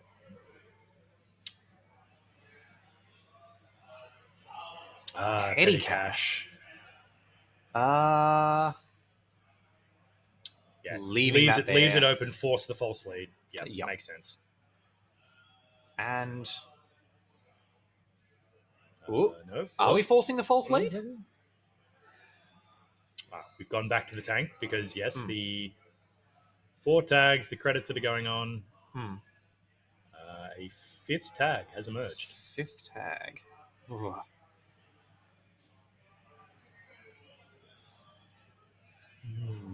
Where are we seeing that from?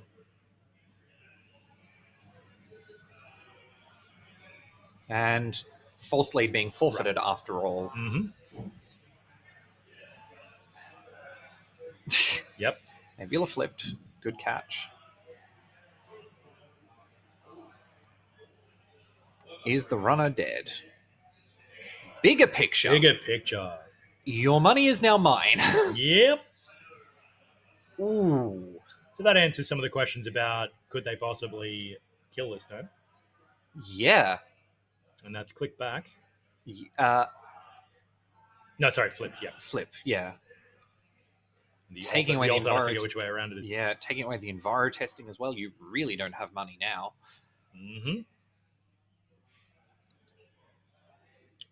Last click. Simply take a credit and discard.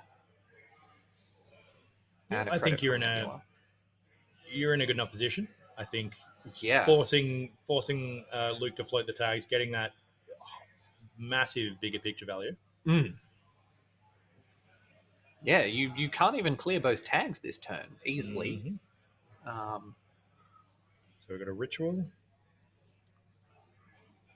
Surely more cards will dig you out of this situation. Gives you more decisions. Yep.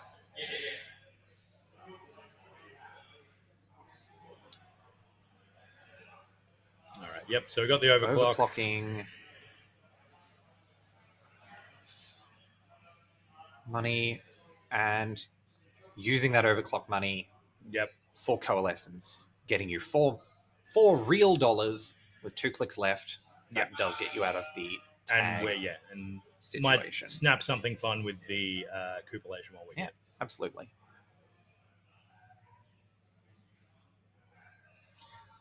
Question: who's winning in the chat? The answer is yes. Oh, and a second bigger picture. Ooh. Interesting at this point. Yeah. I think it's the question is like, does one make this their cupulation snatch? Well, it's hard to say. I think really what you're hoping to find here is something like an end of the line. Yeah. Just something that absolutely takes away the corp's ability to kill you, and we're leaving it there. Makes some sense. You've got the money to clear the tag, so it's not a threat. Yes. Next turn. You also don't have piles of money, so that the neither mode is going to be. Yeah. What are you going to do? Steal my 3 credits? A while? Yeah. You already have 17.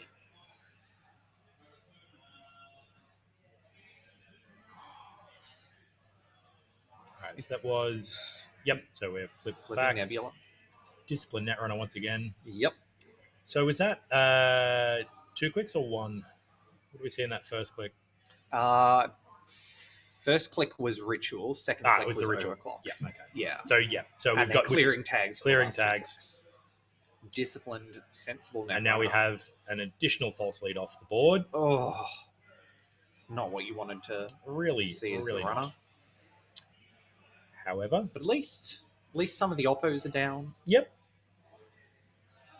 some of the others are down. Still no ice. Still not a bad setup. Like it was definitely Yeah.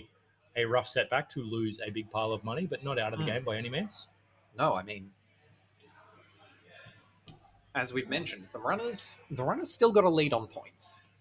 Like, we're in the situation where a lucky next big thing rip could. It's not quite the game at this point, but it changes the game immensely.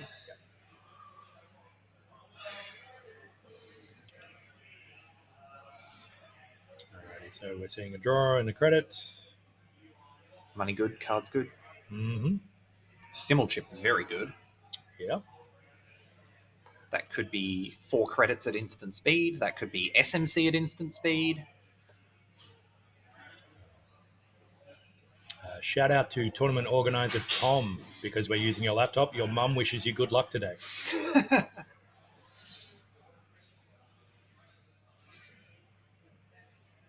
It's nice of her. Now, the question on Iceless Nebula being an interesting idea, do we feel it's Iceless Nebula, or is it just that's the angle we're taking? It does leave you so much more room for activities to not put the ice in there. It does.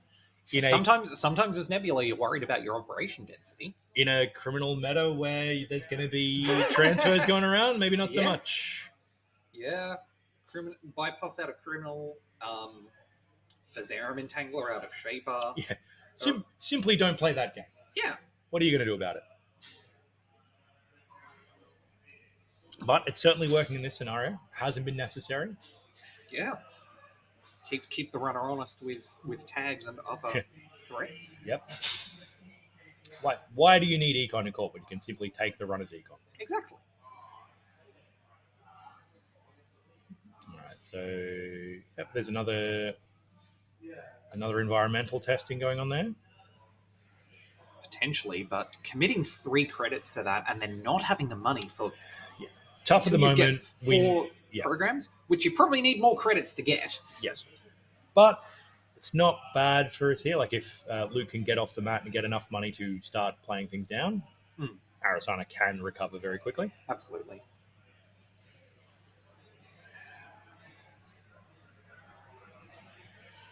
And making a run, I'm not quite sure which server, but getting that SMC down, laundering that overclock money into another cupulation. Yep. More money. We love money. Big fans of money here at the official stream of APAC Continentals. It's good. This tournament sponsored by money. Then again, I think you feel a bit sad as Arasana having to use your self-modifying code just for money rather than for the tech or breakers. Well, breakers certainly, but I mean, game. Also, there's no ice on the table. Also, it's very common. I think that's kind of it's exactly what you're doing this for. True. Certainly, yeah, would have rather had the $17, but so it goes. Yeah. Too bad. So we're going to sign the chip for another cupulation. Also money? I'm going to guess. Also money. Also money. Think about money. No. Think about today's sponsor, money. It can be used to buy more money. Yeah. Seems like getting a lead in money in the game. Sudden Commandment. Sudden Commandment. That's something you might want to use your money on as the runner. Yeah, I think, you want to trash that because you don't want to have to use a cupulation on it. Yep. And again, like any Nebula trick, it just turns real good when Nebula's flipped. Yeah. Good enough already. Like, we are at threat 3. That could be enough to pull off some nasty lines, especially when Nebula's sitting as high as 19 credits. Yeah. So we're sitting at about 15 minutes left in the round. Yep. Still all to play for at this point. Again, Kill Nebula can sometimes struggle to score points. So if the runner can simply survive until time, taking a 2-point lead ahead, that could be enough.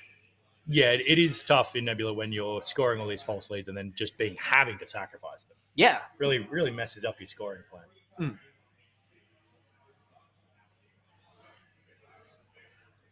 Also worth noting that that's the last false lead left in Soham's score area right now. Yep. So if Luke can get down enough kill threats, survive the last Oh, oppo. and it's the Behold. We are back to Tag Town, I'm afraid. Yep. I'm not sure which click this is.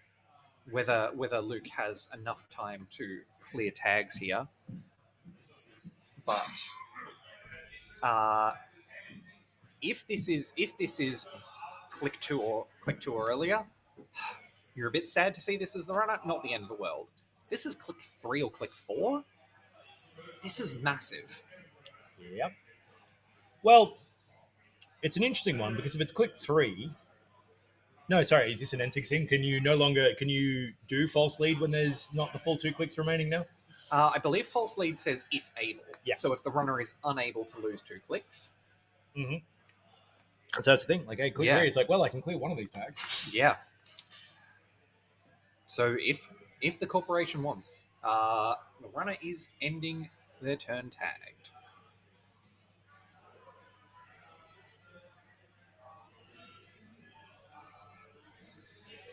All right, we're rolling. Oppo With the research. Oppo. That might be one you want to take. It's not the end of the line. And that's the thing. But if you're committing, the end of the line might not even be in hand yet. Maybe not.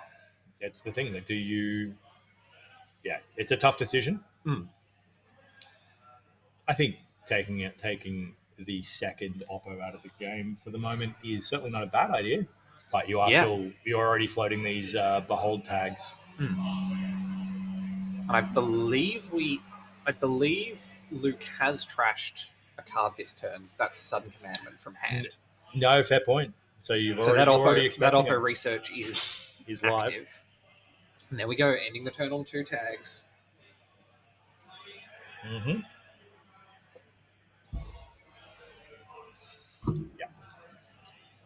Yeah. I think cupping up is perfectly reasonable. Yeah. I think that's a thing. Like, you're hoping for something better, but I think absolutely. At a certain point, you also want to be able to make that triple access on HQ. Get yourself closer to winning the game on points.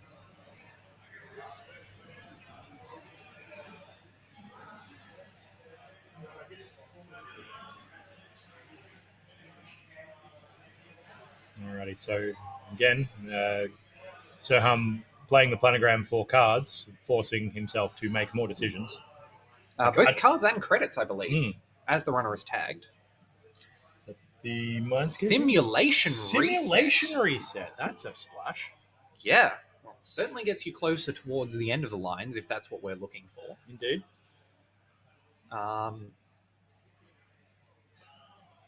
Yeah, and clearing out some of those pesky agendas you clearly have no intention of scoring. Absolutely.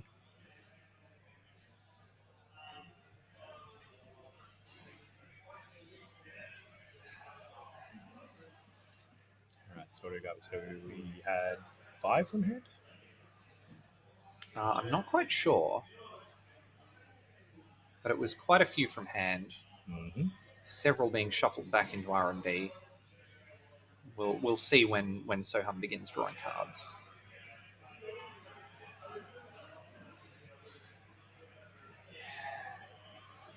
With just 1 click left, the runner probably isn't dead here. Potentially something like Sudden Commandment into end of the line into end of the line would do it. And you would, if you had that available, you'd definitely simulation reset beforehand as a flex. Yeah. Well, the draw into the 5 scenario. Draws potentially off the sim reset could be enough to get there. It looks like only 2 draws, maybe. We ice! Have alarm emoji in the chat. We have a piece of ice. Whoa. Now, if the runner would like to challenge R&D. That is challenging Yep, R&D. well, You can still do, but but clearing the tags, so we've escaped that window once again. yeah, But also, cleared the tags. We've cut the Oppo. Not looking too bad at the moment. Still have free No. access to R&D to turn Nebula off. yes. Though not as much money as you'd like as the runner. Keeping in mind that if you do run R&D, see a behold, see an agenda that you're forced to steal, you don't have enough money to respond to those, money or time to be able to respond to those tags effectively, even with the false, especially with the false lead on the board. But it's not too bad a position. I think running R&D is perfectly fair here. Yep, just simply take cards. Stealing and embedded reporting. Yep, so that takes us up to 5. We're in win range. That's the thing. You can play these math games with oppos and clearing tags, or you could simply access cards in the right. Just touch cards, yeah.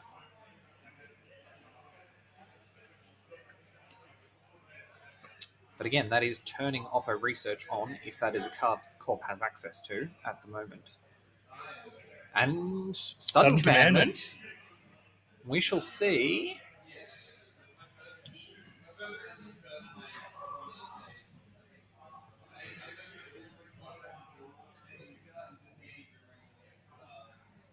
Okay, we got the money to get the click back. Getting the click back. Playing the operation first. All right, so your digital life for, just in case you needed more credits, You know what you get for someone who's got 17 credits? More credits. Clearly. You trashing over the behold to I guess you're forcing it into archives if you want to cycle it back into R&D later. Yeah. Or other things I'm not imagining. It's not like the runner's going to run it again now that it's face up.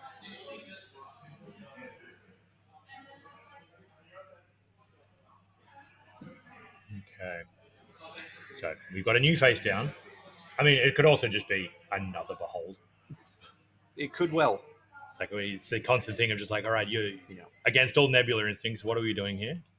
Oh, there's an ice in the bin. Ooh. I'm not quite sure. It looks like a fly swatter. Looks like a fly swatter, yes. Would keep the runner out here. Force Luke to find his decoder. That would have been off sim reset 1 provisions. Yes. So again, don't even need that piece of ice. I've got 1. Yeah. Luxury. That's all I need.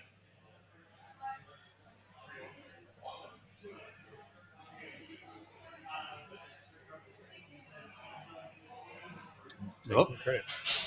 Some Nebula. accusatory pointing. Yeah, and the Nebula trigger coming in a little after it's supposed to. But...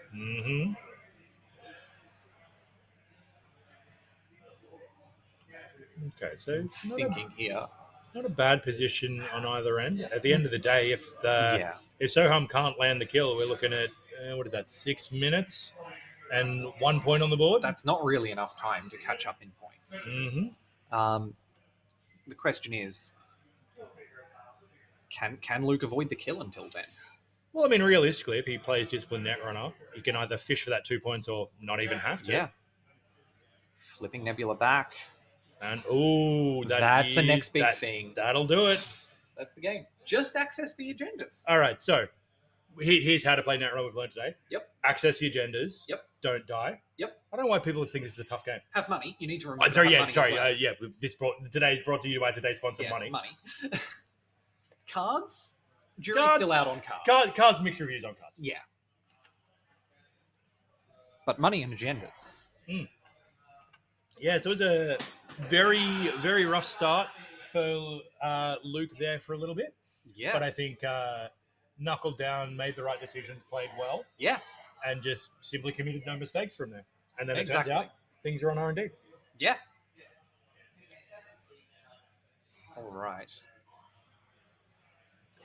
Alrighty, so how much time we got left in the round? We've got another 5 minutes or so. So what we can do, have a quick look at some of the standings. Yes. After the first round, because we will have to frantically grab someone for round 3. Yeah, I think we're on lunch after round 3. that sounds about right. Yeah. So what else we got? So we got We've some got Nebula, got some Hashiko. Still, like obviously after round Sables, 1. Lats, Musliha. Any pet decks we want to see in the chat? Anyone really keen on a particular matchup? Because I mean, Yeah. we're going to see some eggs today, but we don't. We've want to already seen one. We don't want to be seeing. We don't want to be seeing all the eggs. Like they're just bad for cholesterol. How many rounds are there? There are 8 rounds. There are today. 8 rounds today. Is it? Yes, 8 rounds today, and then And top cut however many tomorrow. there are in a double elimination 8-player top card. Yeah. Well, Something like variable 7? depending how well. Okay, good point. Whether we get the incredibly huge bracket reset. Yeah, 8 rounds. We have 62 players here today. Pretty fantastic turnout for I think the it's APAC region. yes. I mean, we've got players from, let's say, from Singapore, Yeah, and from all over Sydney. all over. Mercury and Thunderbolt. Yeah, good luck with that. If they get paired, we'll try. Yeah. Definitely Mercury's on the cards. I do want to see that Thunderbolt deck. I am interested. Yeah. Got interested in this wiki, yeah. If we go back to the stats there. Or TT and Dewi. Those are possible. Look, I'd love that. We'll see. We'll see where we're going.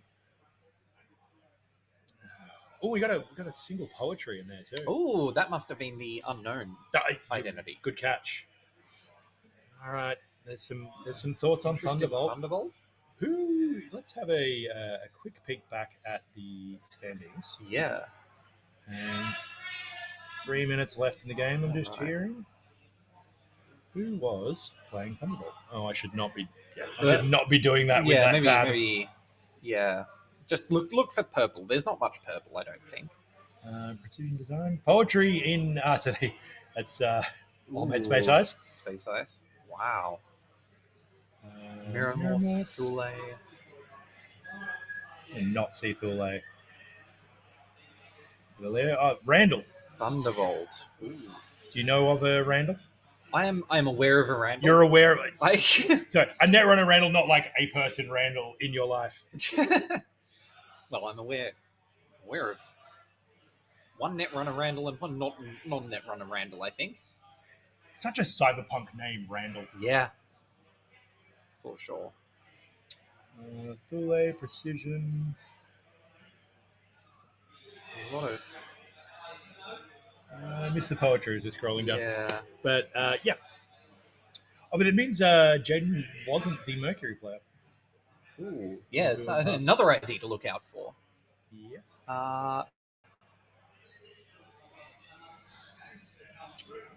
Precision design. So, these are also like people who did not get their first game, unfortunately. Yeah. But I mean, we are not bound by simple standards. We can see what we want. We have been given far too much power in this. Far too much in this streaming situation, with informed consent from the players, because some people might not want to be showing off their decks. Naturally, Jada might want to be keeping the poetry tech to themselves ahead of Worlds. True. Mm-hmm. Poetry. I don't think anyone knows what a poetry deck is supposed to look like now. So, yep, definitely one of those like poetry. Same with Leo. It's one of those identities that was not the first identity that jumped out at me in the pack, and it wasn't until I was playing more broadly that I'm like, actually, that seems really good. Yes. In a world in which all of the other good IDs were not as exciting. Yeah. I mean, when you read the text of Orko and see you're getting 2 card draws a turn and looking at 3. Yeah. Okay. Yeah. It's good. Oh, we got Garlic on PT. I've played Garlic's PT deck. It's a fun one. Ooh, fascinating. I have not. It's the beauty of a tournament like this when you're just playing something. Oh, did you do your mandatory testing reps in the PT today? No. Who was sitting there this morning on the whiteboard going, all right, have I tested the poetry matchup? Tick, tick, tick. All right, I'm going to go see if I can sort our pairing. Certainly. But yeah, I'm curious to see as well, given the sort of split results between Corp and Runner at EMEA and Cascadia, how round one results went. And it looks like a fairly, just glancing at it, looks somewhat close to even. Uh, you know, which is interesting that we're not seeing any strong bias one way or another. Obviously, there's a lot of questions over the relative strengths of Corp and Runner side after the most recent ban list update. You know, Runner pre-ban list being pretty unambiguously considered stronger, but having been taken down a peg, it's now unclear whether Corps are further ahead or Runners are still ahead, just less so. Yep. So just a note on the pairings. So because because the bracket's going to reset, it might not be poetry and Ooh, poetry or Thunderbolt, but we'll try and catch them in the wash. yeah, we will let you know as soon as we know what round three pairings look like. Yeah. Well, we got the next standings yet? Not yet. Soon. No. Okay. Alrighty. So we're just over the round. We're just doing the pairings. We've got a luxurious 5 minutes between rounds, which the beauties of physical tournaments when you actually have to move around, do admin time in single to a sided different Swiss. table rather than just search for the right number in the JNet lobby. Mm-hmm. Um, What would you have played today if you were playing? if I was playing on the Runner side, I think I would be playing Magdalene. Yep. Arisana's doing some very cool stuff. As a Shaper Tragic, I think Arisana's doing some really amazing stuff. But Magdalene, I think, offers a sort of consistency and that sort of kill protection more so than Arisana that I think would be valuable into this sort of field, or the field I was expecting. Mm-hmm. On the Corp side, I think I would be going with a Nuvum list, something similar to like the Measured Regards list posted by Jai. That was a fun one. When people are anticipating a lot of kill, yes, Measured Regards has the measured responses for kills, for a kill threat, but it's not a kill deck in the same sense. You're absolutely willing to score out quickly. Yeah. And I'm not certain runners are going to be prepared to deal with that effectively. It is an interesting spot with Corp getting that little boost that it did, that the diversity of particular strategies, Yes. if not IDs. Yes, for sure. It is hard to build a take all comers runner list at the moment that can answer asset economy, operation economy, for the sure. occasional glacier deck. Yeah. When you're being pulled in that many directions, being asked to include stone ships and air blades for the kill matchups, that eats into your influence and your ability to deal with the rest of the field. But you know what can help you in all those matchups, Tom? That'd be today's sponsor, money. Ooh, try some today. Cards for a second there. No, see, yeah, cards didn't meet our requirements for sponsorship, unfortunately, today. Understandable. Alrighty, so in terms of what else we can look at today, I'm going to try not to apologize to those at home in terms of me scrolling and giving you motion sickness. All right, so we've got the standings have been updated. Yes.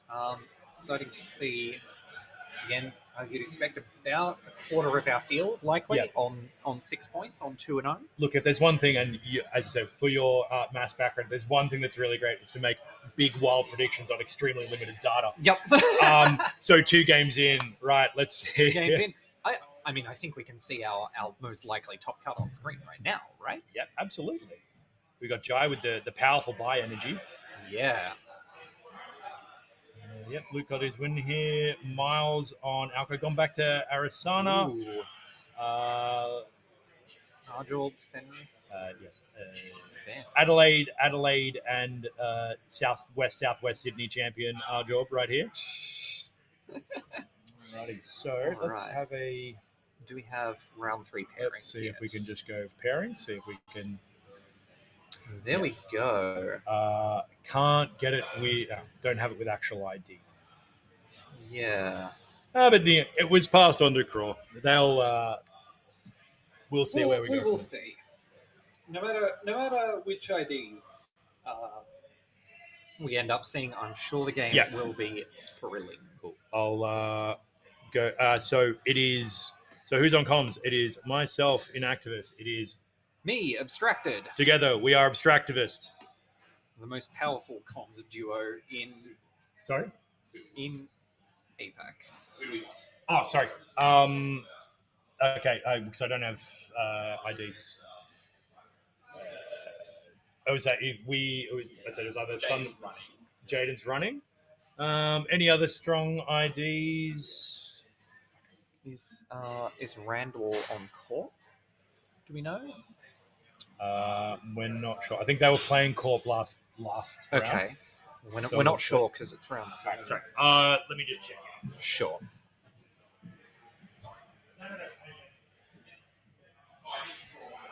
All right.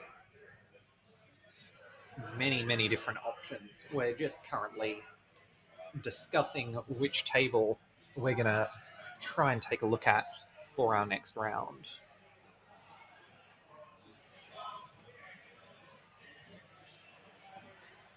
But yeah, it's been a fantastic tournament so far. The atmosphere in here is just incredible. You know, a lot of people enjoying the Netrunner atmosphere, enjoying the artist colony that we have on site. A lot of lovely art from some of the community's most talented artists. It's just been a great time. Can I just step outside the confines of commentary? You're doing so well talking by yourself. You're worried about it and you're nailing it right now. Thank you. All right. So we have some exciting news. We have Thunderbolt into Baz. Woo! Right? You want to see some weird Netrunner? You're going to see some weird Netrunner. This is going to be exciting. Now, Thunderbolt into Baz in particular, both IDs caring about rezzing ice. In your extensive testing of this matchup, how do you think it's going to play? Hard to say. The Thunderbolt sub coming in on, again, Thunderbolt on res giving AP and Destroyer ice. Some of the ice you don't typically see out of HP. Yep. Giving that type of ice an extra subroutine when rezzed does make it a lot more resistant to Boomerang, which is sort of Baz's main trick. Yep. Right? That's going to be a point in Thunderbolt's favor for sure. Definitely. But it's also the chance that Thunderbolt is trying to do some de-rezzing shenanigans, potentially with cards like Warm Reception. Again, I have no idea what the list is on. Just thinking about what could be the case. Could be anything. If there are cards like Warm Reception in the list that are trying to res and de-res cards, that's going to help Baz out. That is going to accelerate Baz's economy like crazy. All right, so we have Aurora on Baz and Randall on Thunderbolt. Now, bear with us. We are going to do the best we can to recognize cards we may not have seen in a while. It's very possibly the freshest Netrunner we'll see today. Let's hear it. Get it in early before we start doing, top cuts in ID Town. Absolutely. All right, so we can see a twinning down the bottom of the deck. It's a good card. I mean, twinning in Crim, they said it'd never work. No. How would it? It's an orange card, which means you're supposed to play it in orange, right? It's the way the cards work. It's not like you have one of the best enablers. No, there are no prominent Crim programs that have credits on them. No. It sounds ridiculous. Okay, so. All right. So yeah, the extra sub on the Destroyer Ice is going to do some work here. All right, producer, producer Evan is BRBing. So go nuts, everyone! Go quickly. There we go on the on the overlay there. Yep. We may have caught a glimpse of our producer. In terms of what ice we are expecting to see out of Thunderbolt that could get the extra subroutine, probably the biggest one and the biggest advantage for Thunderbolt since the release of Elevation is going to be Boomy 1.0. Yeah. Already, a very All right. We have a hedge fund. nasty res hedge fund. Again. Good start. You're like, so that one I know. I'm cool with that. What have we got there? I'm not sure. Is that a red card? I mean, it makes sense. Jinteki gets a lot of the AP and AP ice in particular. And creating a new remote, leaving both centrals open into the criminal. That's fine. Matchup. There'll simply be no transfers in Baz. Surely not. Surely not. What do you do with all that money?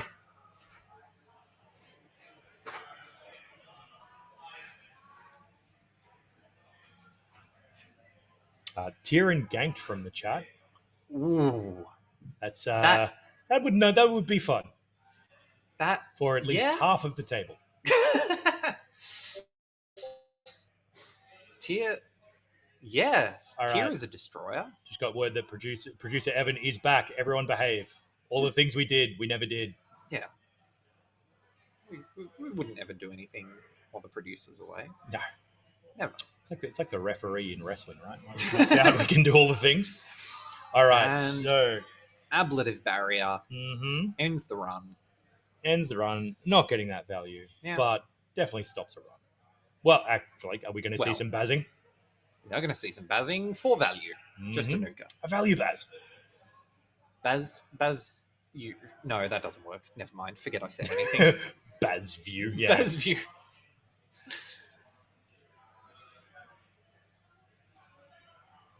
Alrighty, yep. Drawing cards. Thing a Crim loves to see. Yeah. Ooh, Docklands Pass. Getting just, early accesses on HQ. Force the Corp to either commit to having their hand be scrutinized. That's the tier. You called in chat, I believe. I think they peaked it. Oh, and the Spinny D. Ooh. Gonna keep, it drops you money enough. All right, so Corp not quite at the money to really make a sustainable tier threat, but ganked and it's there. We'll get there soon picked up a send a message. Yeah.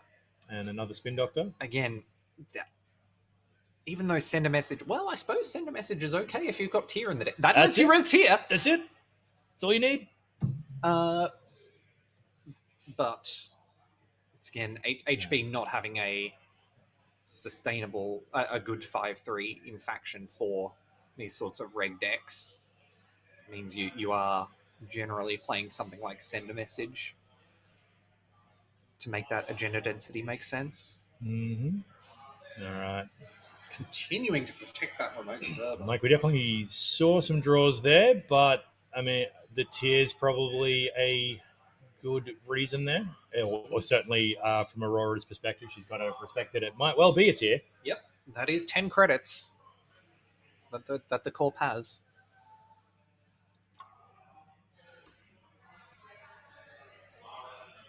All right, so we've got a bravado.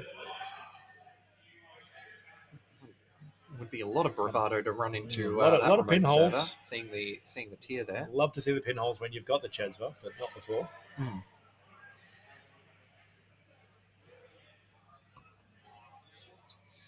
We're doing it. We're doing it. Force it. I mean, it's first click. What are you going to do? Yeah. And we're not rezzing. Cool Sure Gamble. Sure Gamble's a great card, so I hear good things. Yeah. Great way to bounce back up from low credit total.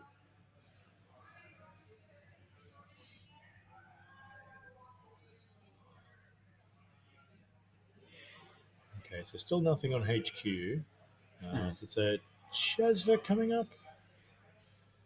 Yep, may as well take the peek. Yeah, you've got the Docklands pass down. Why wouldn't you? Spin Yes, that Doctor. Spin Doctor Yep. again, being trashed this time. Yep. The ganked. Ganked. Definitely where you want to see it. Yes. And not later. Yes, absolutely. Especially knowing that that tier is somewhere. Somewhere. But at least, yeah, from the Crim perspective, you now know what the threats are, and you're going to see them everywhere you look. Yeah. You're constantly going to be like, is this the ganked? An interesting question. Yeah. If you use pinhole threading to access a ganked, I'm quite certain it works. you get moved into the... Oh, no. Correct me if I'm wrong, chat. Oh, no. I refuse to look. Oh, no. Well, that makes those pinhole threadings spicier than they normally would be.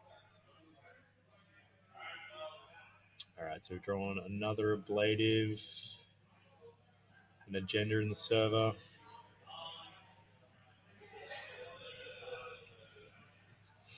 All right, I swear, is that bloop? It's hard to tell from that angle, Bloop but would make sense. again, de-resing ice that you have to do to pay for bloop, potentially going to make your life difficult into Baz. Yep. Chat is confirming, by which I mean that's now legally binding, that if you encounter the ice gank is on if pinhold. Ah, yeah, scary. The strong anti-pinhole tech. Yep. And now we're getting the transfer. Yep. You had to see this coming. Yeah. Again, bringing the corp out of tier range, bringing the runner into what costs 9 credits. Does any runner card cost 9 credits? I don't think so.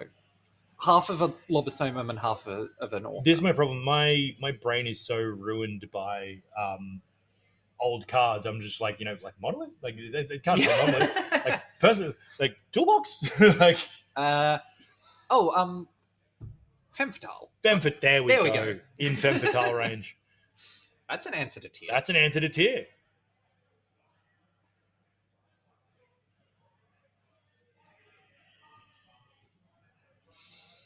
All right, so we've got the Chesva in hand. We've got the twinning. So looking pretty good for setup on the Crim side. Yep, get the Chesva down. Chesva, again, brought to you by today's sponsor, Money. Is Chesva brought to us by Money, or is Money brought to us by Chesva? It's a late stage capitalist cycle. Unfortunately, one pays for money and gains money. So we've got the pinhole again. A great thing to have Chesva for, to be able to pay off a central. Yeah. However, if one has seen a ganked, one sees ganked everywhere. Hermes, great. Going to put us in a good position. A couple of agendas starting to peak up there for Randall. Hermes also very interesting, as it means simply do not let them res the tier. Put it back in their hand. Yep. Pay that. You cannot gank anymore. You can be ganked by the ablative barrier. Well, true. whatever shall I do? But notably, still looking good for the key pieces here, but the breakers aren't down yet. It's a class act, a few things. It's not a bad setup for Crim. But without, again, we are at this point where we're simply being stymied by a one strength barrier. Yeah. Not where you want to be as Baz. Or as anyone particularly. It's just rude, really. Yeah.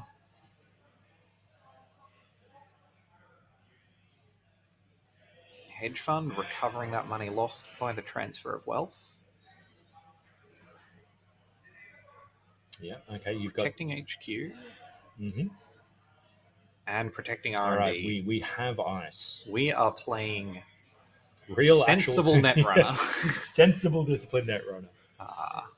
It's still an ice hedge fund if it's 3 turns apart. It's fine. Yeah. Well, that turn was ice hedge fund. Yeah, you're right. Yeah.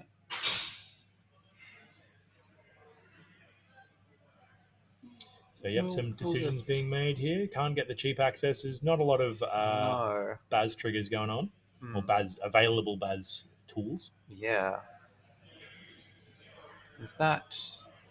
That looks like the second Hermes in hand. Not particularly useful. All right, no res on the HQ ice. All right. Send a message. Send a message.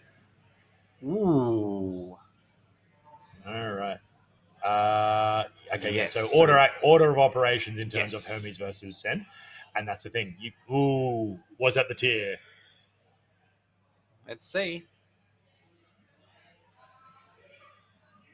So then the corp gets to res a piece of ice. There And it is. Yeah, look, that's the one we thought it was. I guess we will not be running the remote anytime soon. Yes, certainly. Hold on a second. Looks like that second... Oh, of This is course, a misbaz because an trigger. ice was res. Yes. Getting to spend those Chesva credits anyway for the twinning. Wow. Yep. That's a worry for the corp. Yep. Bloop. Good to know about. You don't have to worry about it until the first harmonic piece of ice is resed, but you know to be concerned from that point onwards. Indeed. Okay, so looking like a pretty consistent setup on both sides. Still got that fresh open R&D.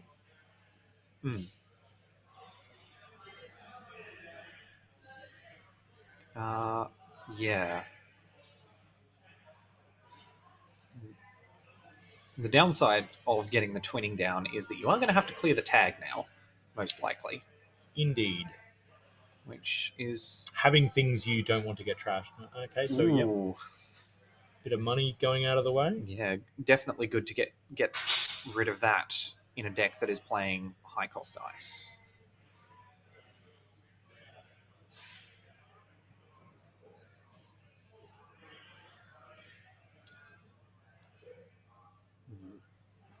Drawing, we've got yet more ice. Okay, we've got a tithe in hand. Tithe going down. Protecting our HQ and protecting R&D. Yeah, Discipline Netrunner. Discipline Netrunner. It's okay, it's a safe space. We can admit that we both just couldn't remember the name of Regolith then.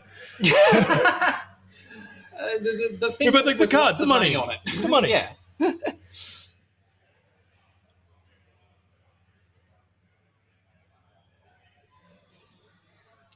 We go.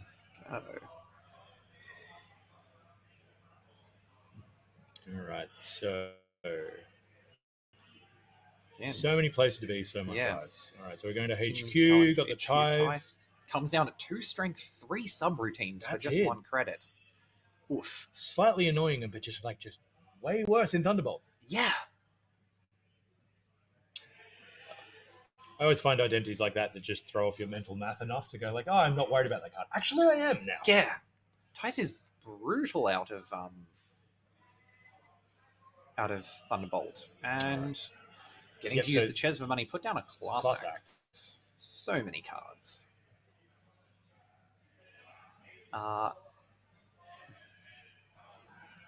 But subroutines are firing, refunding the corp that res cost, and 1 net damage. Yeah, Pinhole?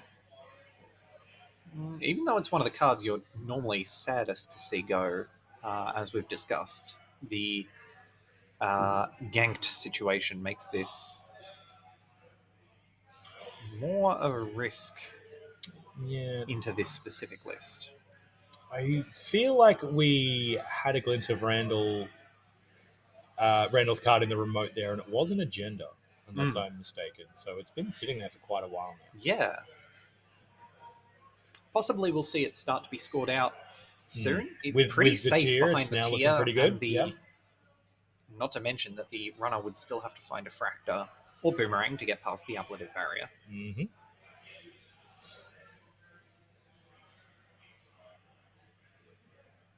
But we've got some money with the class act coming at the end of the turn. It's an Ingatan just chilling. Yes. Makes sense. It's going to be pretty good to get that over advanced, potentially, with the level of protection we have on the remote. Why simply score points when you can score points and have things happen? Yeah. I like it when things happen. It's very, very Zen Buddhist of us. yeah, Things happening. Okay, so we got the no free lunch down. clearing the tag, Yep. protecting the twinning and the class act. Mm-hmm. And one credit.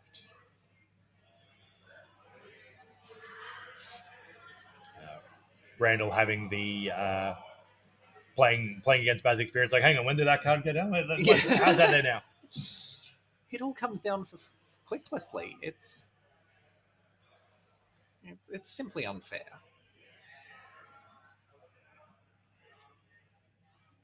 So we've got a couple of agendas in hand, one on the deck. So, and there's another one. 3 agendas in hand against a Docklands pass and a twinning is not what you want to be seeing. No. Is that a regolith? That is another regolith. Well, no, actually, no. We'll get you the money you need to defend your servers. Coming down uniced. Okay.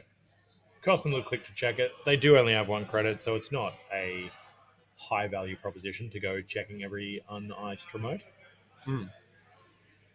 Yeah, I mean, if the runner spends 3 credits trashing that as the regolith, that's almost the better option for you as the core.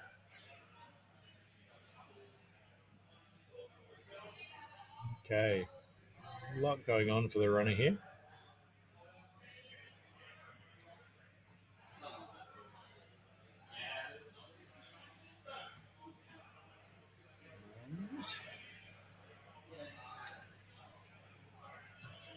Taking money. Again, you generally need money to interact with the board. It is a limitation of the game. Yeah.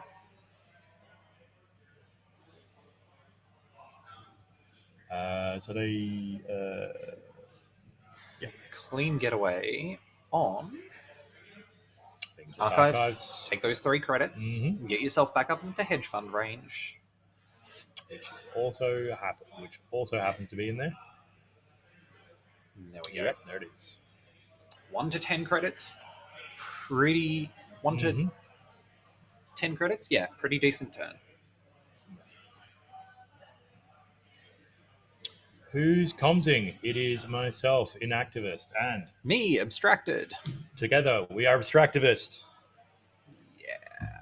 Please forward your criticisms to someone who cares.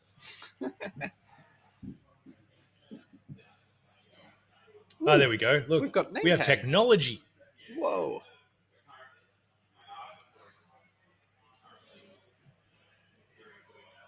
Okay, so we have quick. All right, we've got the second ice on R&D. Playing super defensively. Yep. It makes sense against twinning. Look, we're at a pretty developed stage of the game. Like, Grim's really going to love a breaker right now. Yes. But we've got the upgrade in the tier remote as well. So if it's going to be in centrals, you don't want to be going through that tier too many times. No. Drawing cards. And transfer of wealth. Yeah, transferring HQ. Tithe is going to fire. With that extra powerful Thunderbolt sub. Yeah. Hermes, fine. Happy to see it go. Yeah. Also, reminder from the chat that Mag Electric is going to be very fun when we de-rest here. And ablative barrier coming down. Do we have the boomerang to get through that? Looking like I've got the Kupira.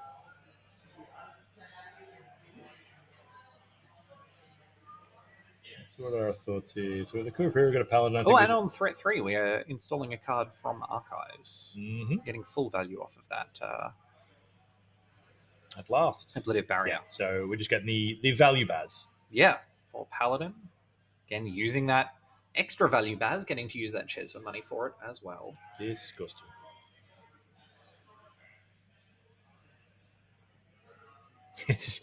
Yeah, it's just simply too powerful. Nerf baz. Clearly. Play rates, win rates, they don't mean anything. Surely you can tell the power of a card by just looking at it, right? It just vibes. Yeah. All right, so it's looking... Okay, so we've got the Kurapira down. Nice. That gets us into technically both servers right now.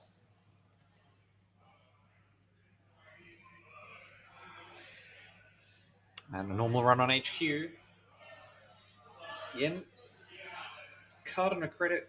Well, lose one card to get past the Tithe, give the Corp a credit. Mm-hmm. Spend one credit to get past the Ablative Barrier. Give yourself a Kurapira counter. Notably, we know HQ right now is denser than a cheese and Vegemite sandwich, so the twinning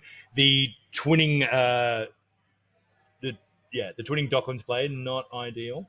Yeah, well, we could be seeing 4 cards. Is that the entirety of HQ?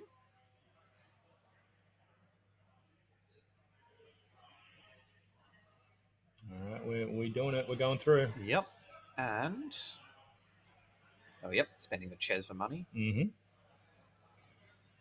So we didn't see... Ah, there it is. I was going to say. And there we That's go. We're We're seeing 3 by the looks of it. Seeing 3. Saving a twinning counter for... Nope. Seeing all 4. Nope. We tried decisions. Bloop. We knew about that one. Luminal. Yep. Pretty good. Though... The Hermes makes this no longer guaranteed. Watering down your own accesses. Having said that, if we just... Oh, we've grabbed the ganks. Ooh. But, look, that's the 2 ganks out of the game. For the moment. Yes. So I think there's some, ooh, how the hell do we work this for the moment? Yeah. Well, I think it's because accesses are set. You didn't access when the gank's coming back to hand. The access had to be done first, maybe?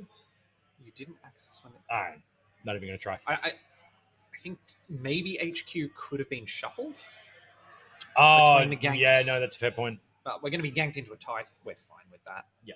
Although that is the last card. If there's one more ganked in hand, that could be a flat line.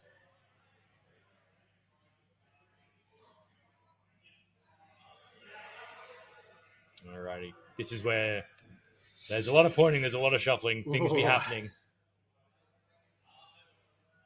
And hey, Office. Simply get the agenda. Touch cards. Oh, all right. There was a really fun game, really fun matchup. Probably didn't get into the nitty gritty in terms of Mag Electric and all of the back and forth that really could have gone wild there. Mag Electric tier, Window of Opportunity tier.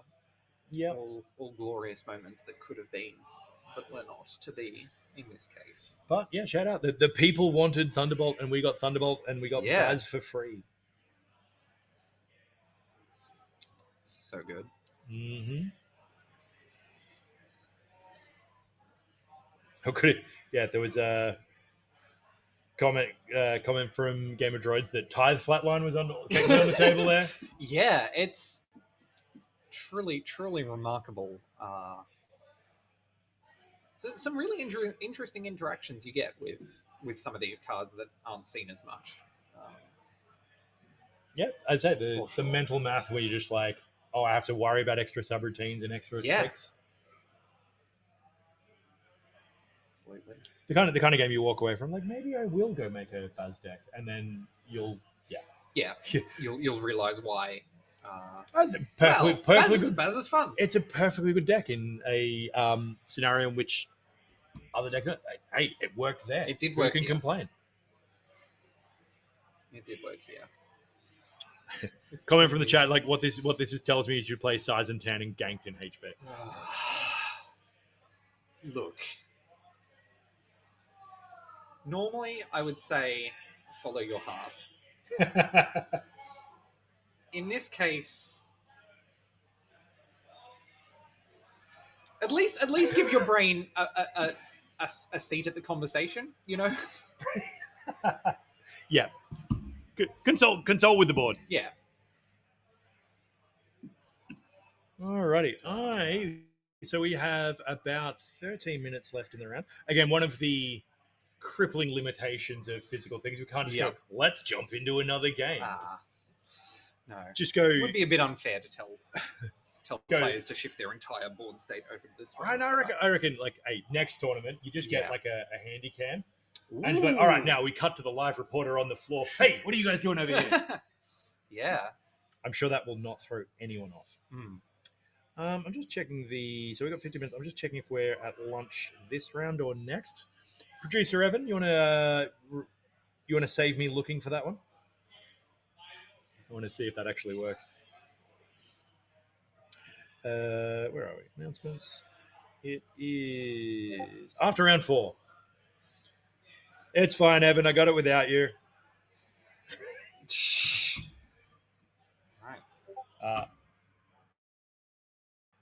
All right. Yeah. So we have one more round, and then we're at lunch. So Yeah. we have 12, possibly 17 whole minutes here to really dive into what we want to see. Yeah. And by that, I mean make a random pick and then go have a nap. Yeah. Makes sense. What have we got here? All right. So Interesting. Well, we could see some. What have we got? Orko. So Yeah. let's do a quick recap for those who may have joined late. We are at 43.8% Jinteki, of which 37.5% is eggs. Ugh. 2 dozen eggs? I mean, like, we've seen a criminal deck today. Clearly don't need to see any more of the 50 on the dot of matchups. I mean, I probably see some transfer. Transfer of wealth. Yep. Good card.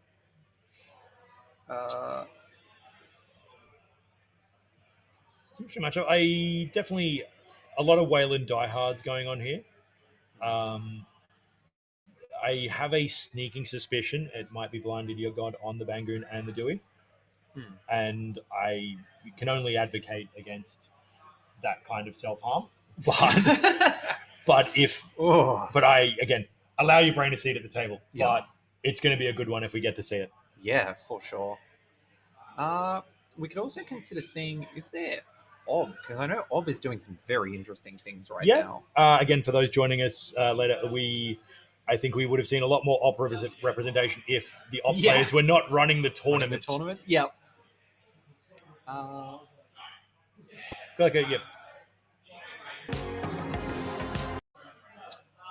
Yes, this tournament is on the most recent ban list, hence why, so we're seeing a definitely boost in corp representation, a lot more running diversity. Sable has not been stymied much by the loss of Info Bounty. It hurts, to be sure. It slows down your economy. But definitely, ultimately, your deck is still, instead of your deck being 60% money, it's 55% money, or whatever the numbers end up being. You don't get all of the benefits. So again, taking wild swings at the standings and the representation after 2 whole rounds of 8. Yep. So look, hey, there's a lot of blue up there already. Yeah. Op absolutely crushing it in 6 points. The 2 games it's played. Yeah. All right, there's some yelling, but we're still at 10 minutes left. What else? What else have we got? A classic Built to Last. Built to Last is interesting. Again, money. Money, yeah. Today's sponsor. I'd forgotten for the time being. Leo's an interesting one. Precision Design could be doing some interesting things. I think as we were discussing at the start, bold prediction. I think it'll have seamless launch. I wouldn't be so sure. That's it.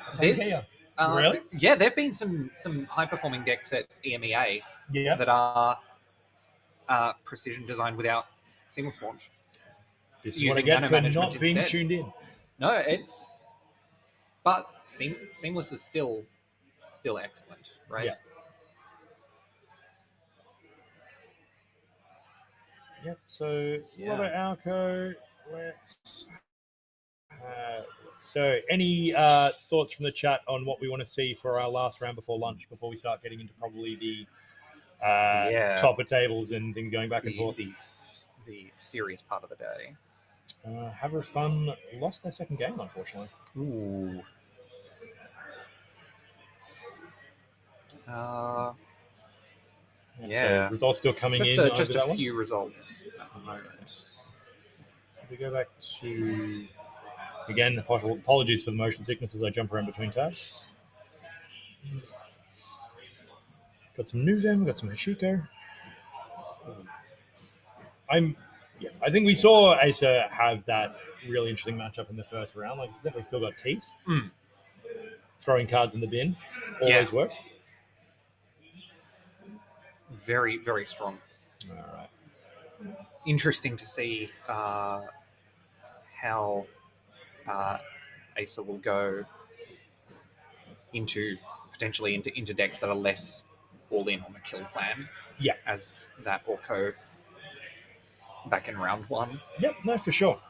All right, so we might have a quick walk around, see what's coming up for next. We'll be back in about 10 minutes for the next round. Yeah. We'll catch you then. See you all then. See you shortly.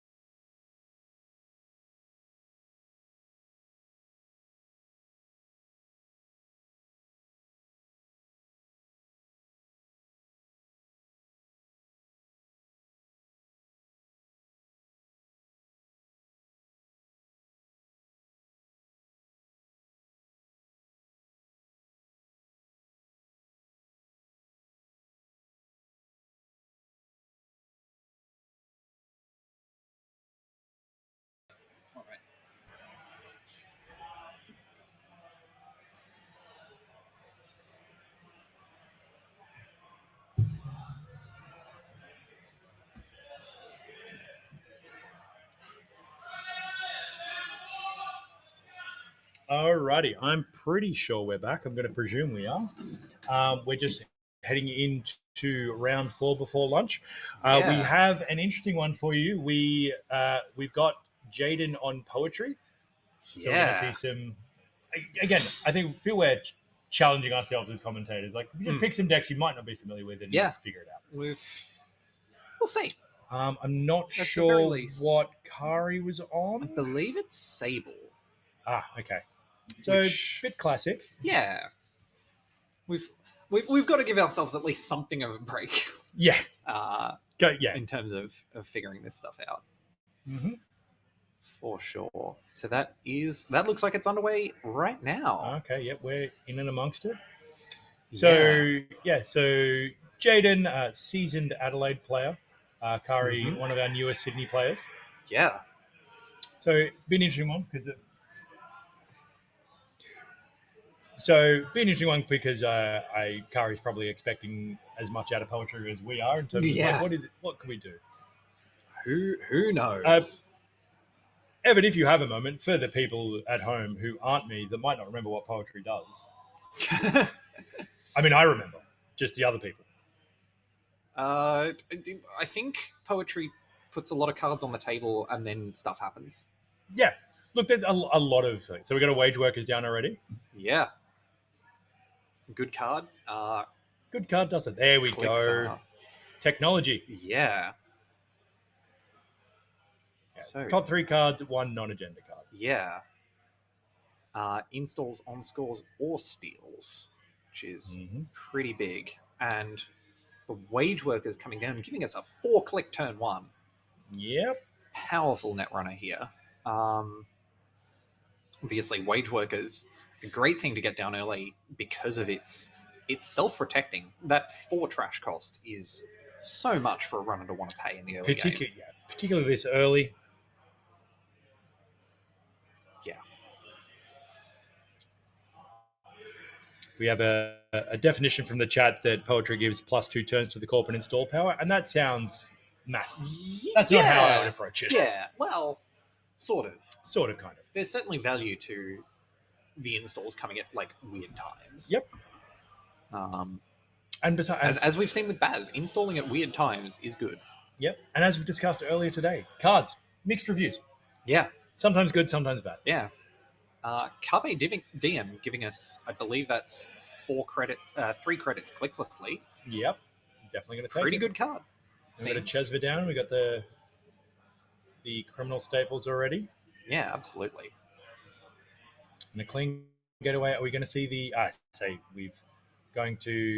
Going into R&D. We've already missed the trap for newer players of trying to hit the Spin Doctor. Is that a prototype? That is a working prototype. Yes. Ooh. Glad to get that off the table early before it bounces any of your resources to hand. Yep.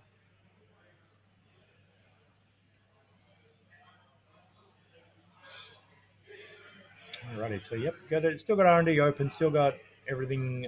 Yep. Still the early setup. Doing some patient click maths. Yep. Yeah. Sable have you do that. Mm-hmm. And yeah, last click classic coming down refills the hand. Mm-hmm. Pretty good turn 1 for the runner.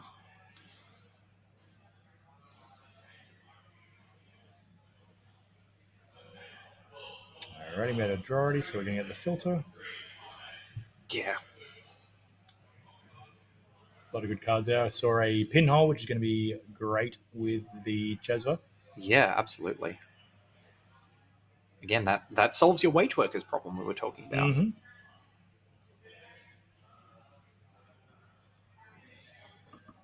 All right. And so more ice on the Spin Doctor. So we're making noises now. We're looking over to the fully operational, which is immediately there. There we go. +5 credits potentially. Some of those could be cards instead. Yep. But that is it's going to be looks like 2 cards and 4 credits for the cost of 1 credit. Pretty good. It is so much tempo in 1 card. And it feels like the HB strategies that have been doing well recently, such as EMEA, have been working on leveraging fully operational to achieve that. Yeah. Second Chesva coming down for the runner. Runs on centrals are now going to be incredibly cheap. We got some Which is good to see. bravados. We got a few nice little tools there, but no breakers. Yeah. And Mark is archives by the looks of it.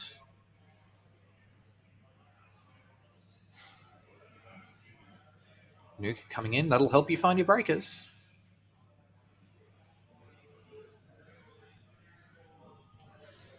Still not a lot of money other than the floating coffee dollars. True, but the bravados in hand can get you from no money to lots of money like that. Yeah. So this is you've got to make the call. And there we go. Make the face check. And Masky. Maskarov, certainly not the worst thing you're going to hit. Yeah. I have to say on this board state, a drafter would be pretty devastating. That would be absolutely the worst case scenario. But yeah, simply ending the run, not that bad at all.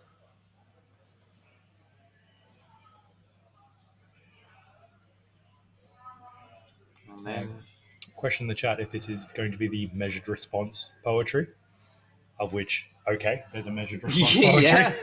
I mean, the only influence I believe we've seen so far is a spin doctor, so it's still on the table.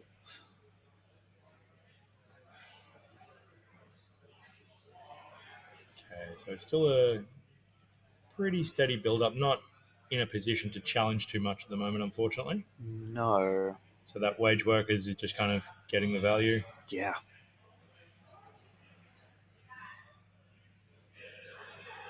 And yeah, with assets still unchallenged, we're at a still got fully operational line. Maskarov also influenced. Yes, good point. So, yeah, unlikely to be on.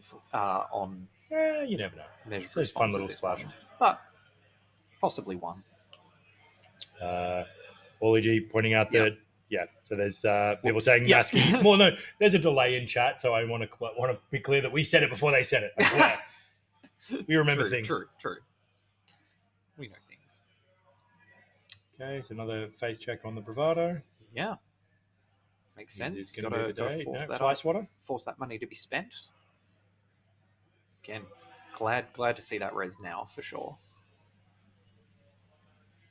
But yep, looking good for cash. Yeah, absolutely.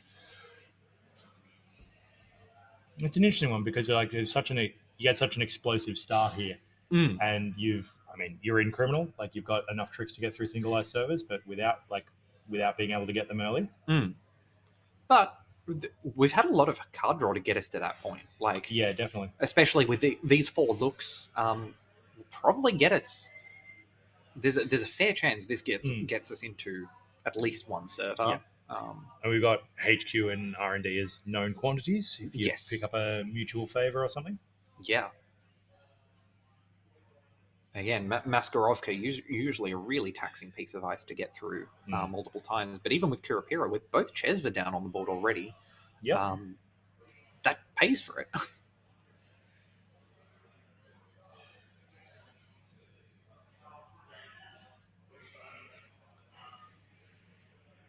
Alrighty, so we got a bar here, bands there. See a boomerang, which is puts you in a good position. You get some cheeky access. Kurapira as well, by the looks of it on the left.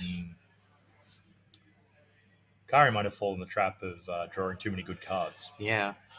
Which is always a problem. Like you've got the money to start playing them out, but having to make decisions. A noted disadvantage of as having we've cards. Discussed. Yeah. Decisions bad, money good. Yeah. Yep. See true. Again. Money good. Money good. You've given yourself one more decision to have to make and giving you more money. That's good in 2 ways. That's it.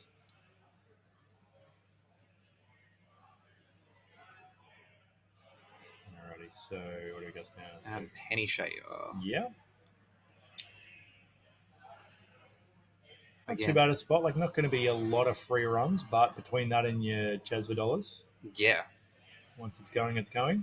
Absolutely. And there goes a humanoid. Mm-hmm. So now the thing's going to happen. Yeah. Money and cards and installs and operations. Yeah. Wow. The 4-3-2-1. Yeah. And definitely, you can see now why you would put this in this idea. Yep. And So fully fully operational up. for 8 things now. Mm-hmm. Money. And this leaves the corp in a pretty good looking position. Again, makes it tough for the runner to begin to challenge those ice. Yeah. Now that pretty much anything can just be rezzed. Yeah, definitely. But having said that, cheap access, cheap breaks with Chesva, like it's not too bad. Centrals are still more or less a known quantity. No, Kurapura coming down. Okay, so we got the Bahia bands. Bahia bands. Running R&D. There we go. Chesva credits get us all the way through that Maski. Yep, so we're just doing the math, make sure we got the discipline Netrunner. Yep, there we go. Success for run gets us draw. Penny Shaver credit as Hey, well. look at that. That's value. It's money for money. The install looks like we've got a few options in hand. It's going to be the Airblades. Airblades, okay. Uh, Not sure what you'd be too concerned about, but there's definitely been some on-encounter effects that you might want to get rid of. There'd be some, I would imagine. But it's also like, hey, it's free install. What are you going to do? Yeah, exactly. It's never going to hurt you by being there, so...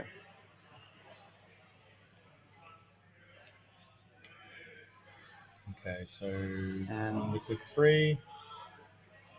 So this is the... Thinking about challenging HQ, but can't get through the fly swatter by the looks of it. Yeah.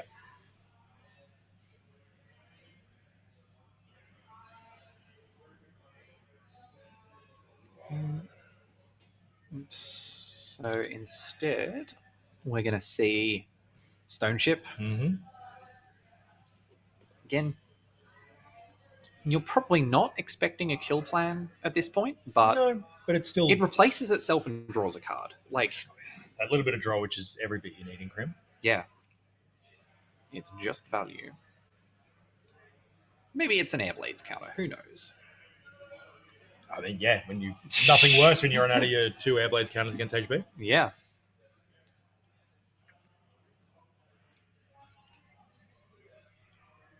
All right, yeah. So we've got the cohort out. So we're starting to see what this deck's going to be doing. Yeah. There we go. Very powerful card, cohort, especially because as the runner, unlike some of the other economy assets out there, cohort demands a response. Yeah. You can't really just let a cohort fire all game long. No, definitely. Having both the economy and the fast advance, not fast advance, what am I looking for here? The off the filtering. table. Yeah. Oh, and the never advance. Yeah. Never advance. Like, there's a term there we for go. this. Yeah. Us Netrunner people have come up with words. All right, so we've seen the Spin Doctor cracked, seeing the cards come back. Yeah. So, yeah, in a tough position with... we saw the Boomerang. Yep. So, like a lot of asset decks, it becomes, what threats do you respond to and in what order? Yes. So, can possibly go through one of these ice early on and pick something. To be honest, any of these choices could well be the correct one. Yeah. The cohort's going to create long-term problems. Wage workers opens up some really nasty scoring lines potentially, as well as providing continuous value. The face down, that could be an agenda itself. Yep. And then either of the centrals, if that's your mark, getting in is super valuable. Yeah. And we did see the Spin Doctor crack putting 2 back in the deck, but with the sheer volume of cards being drawn, there's definitely being agendas introduced into the game. Absolutely.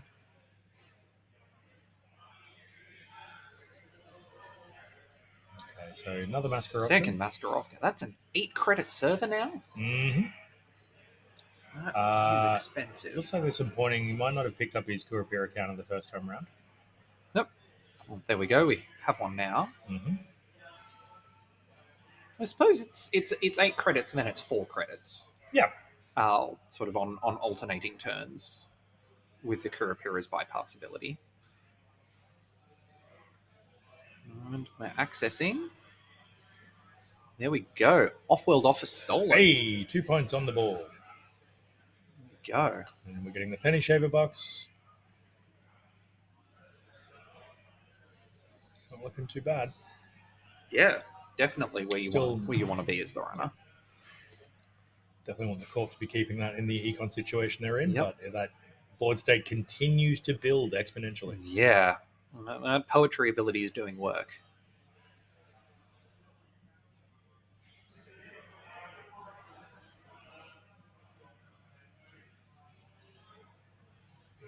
Alrighty, but for all Jaden's posturing here, he simply has not scored agendas. A thing that notably you often need to win games. Not always. Often, Often. nearly often. But Sometimes you score them for the things they do. Good point. Though to be honest, with 2 Masquerovkas rezzed, it's hard to see A lot the of R&D influence pressure left. coming out of that. Yeah, Yeah, for a kill plan. I'm assuming like once Sable gets a bit more built up here, we can start seeing presumably twinning and some other things come down. True.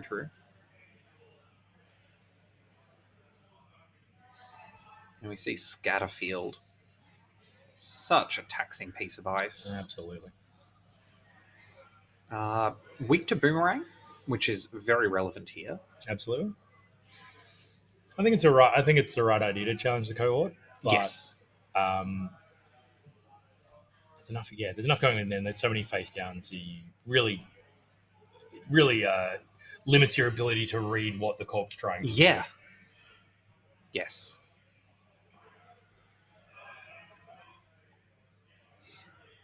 Comment from the chat that you don't need to win games by scoring. That's the high level commentary we're doing today. Yep. Each player by default has 2 ways to win the game. We know the rules of Netrunner. All right, so there's some more poetry going on here. Mm-hmm. All right, okay. There we go. There we go. Boomeranging. Call the boomerang. We're going for the cohort. I think that's a good pick in terms of your target prioritizing. Yes, absolutely.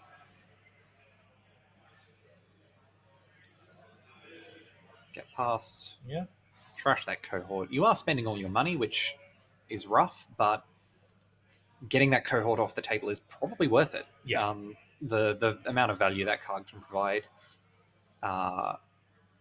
is just a bit silly. Yeah.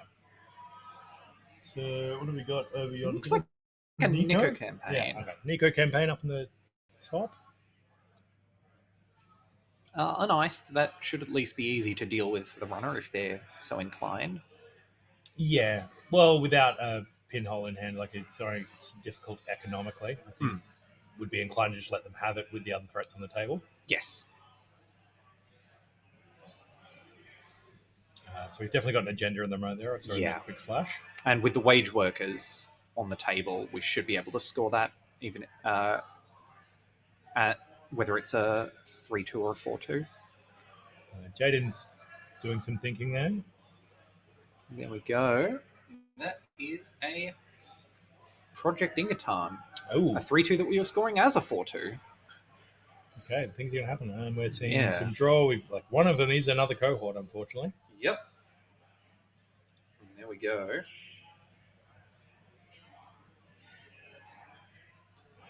So again, that poetry ability to just kind of keep cycling that, keeping that momentum up. Like you do the Yes. score, and hey, you get basically got a free cohort out of it. Yeah. or potentially setting up another agenda in the remote to be your next score, or Yep. just any number of things that keep you So we store the accelerating. stone chip crack to get a couple of cards here, presumably. Yep. Again, it looks like on the corpse turn, making use of that off-turn class act trigger. Yep. Good discipline there. Absolutely. Triggers, good. Okay, so we've seen a card buried. Credits coming off the Nico.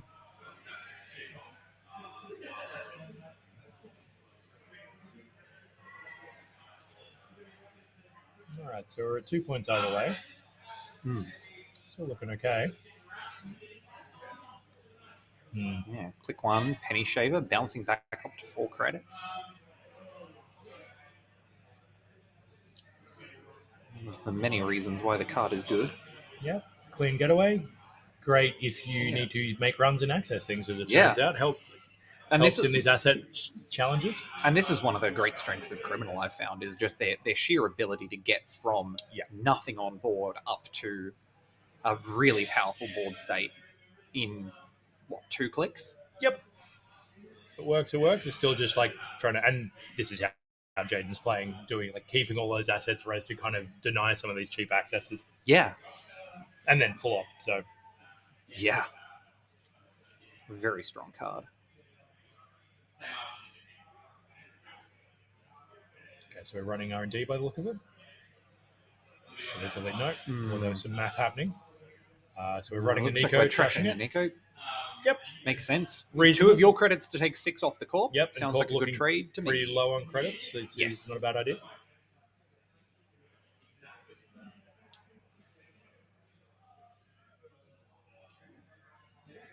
It's a fair point in terms of, yes, you've got wage workers and everything else, but the corp's running pretty low. You can kind of start challenging some things and forcing reses. Yeah. This could be prime time to do that. Potentially, if you can take the wage workers off the board, take out the card in the middle remote server. We just had twinning come down as well. Ooh. So that's a key piece of setup in this deck. For sure. Getting to those multi-accesses on R&D and HQ is a big deal. Yeah. Especially in this case where we get into R&D for nothing.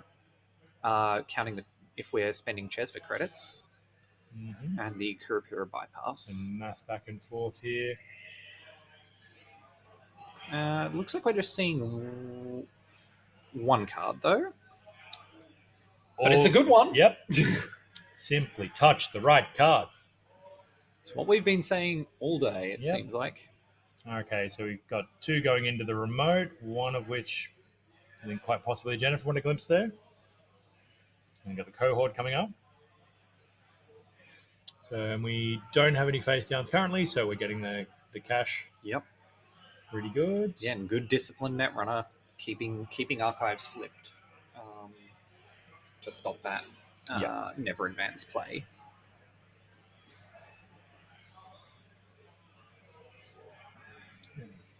It's not looking too bad. So we got the Kurapura counters, we got the challenges, haven't had to go too far into the assets, and got 4 points for the privilege. No, well, exactly. And saving the twinning counter as well means potentially with a boomerang or with some other access tools, we could get something like a triple access into R&D or HQ.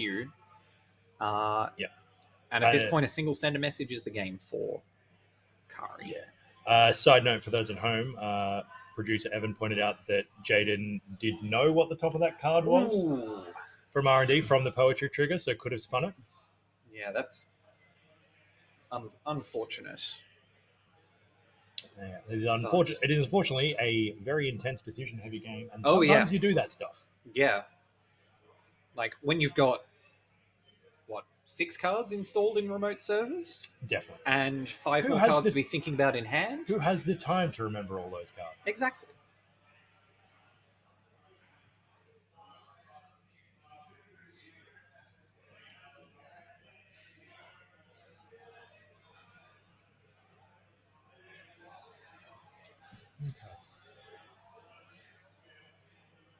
So Yep, Jaden's still continuing to set up. Still got a lot going on. We've got a third ice on R&D. Yeah, well, I mean, for those times when 2 Mascarovs is simply not enough. yeah. I mean, with the twinning on the board and the runner on 4 points, you've got to make sure you don't lose on centrals. If you're not seeing it at hand, you've got to make sure the runner doesn't get to it before you do. Absolutely.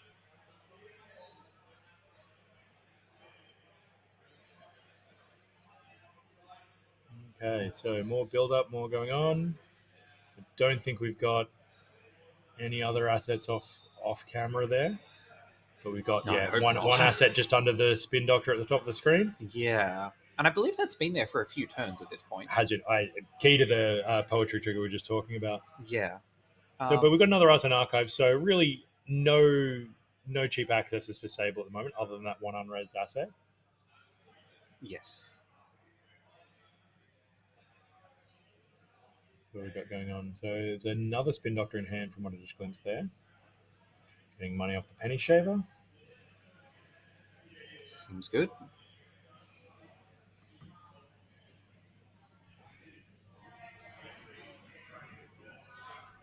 Car's not even too many. We've got a revolver. Revolver? Yeah. We don't see any sentries at the moment, but when we do... when you do see them and you weren't expecting them, a gun is a thing. Yeah.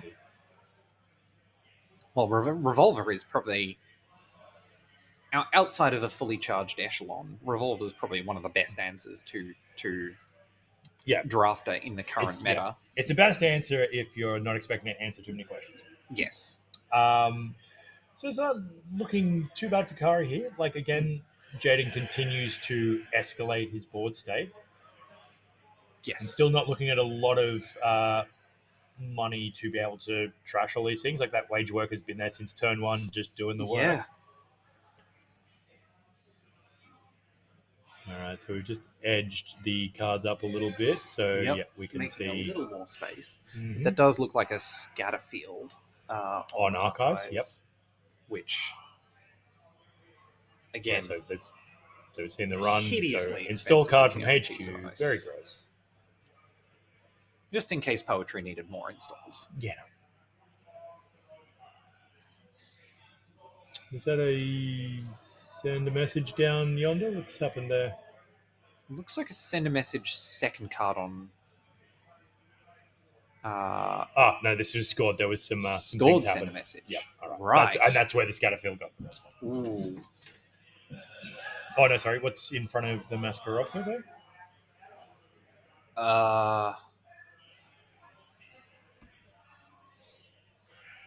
It's right. Evan will tell us shortly. Yeah. Right, so we had the send a message go. We're on 5 points. Yeah. Very rapidly turning around now. It's an MIC, of course. Again, code gates. Pretty good when the runner doesn't have their decoder. Yep.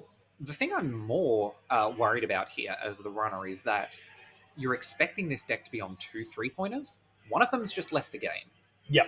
This makes it pretty much half as likely if you're trying to get accesses on centrals that you're going to be able to find the win immediately. Potentially you're looking for then for 2 more 2-pointers to try and close things out. Yeah, all right. So we've got a bar headbands going down now. Where are we with that? Okay, yeah, so right. We got the agendas center where the viewer can see them.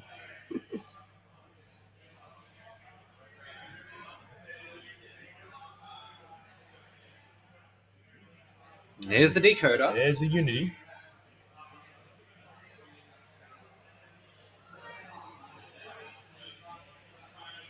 Full rig, we can get 3 accesses on whatever central we would like.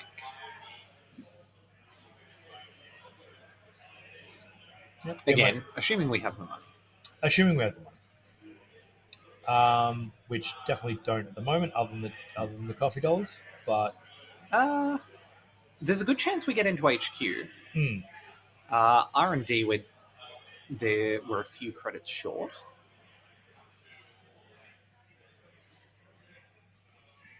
Yep. We still don't know what the install and the upgrade is in that remote. That's been sitting there for just a little bit, but we did see one of them was agenda, I think, when we glimpsed it. Nothing face down in archives, which is good to see. That's, again, disciplined play around cohort. Keep cohort honest. Mm-hmm. I'm seeing some shuffling around to keep things straight. Makes sense.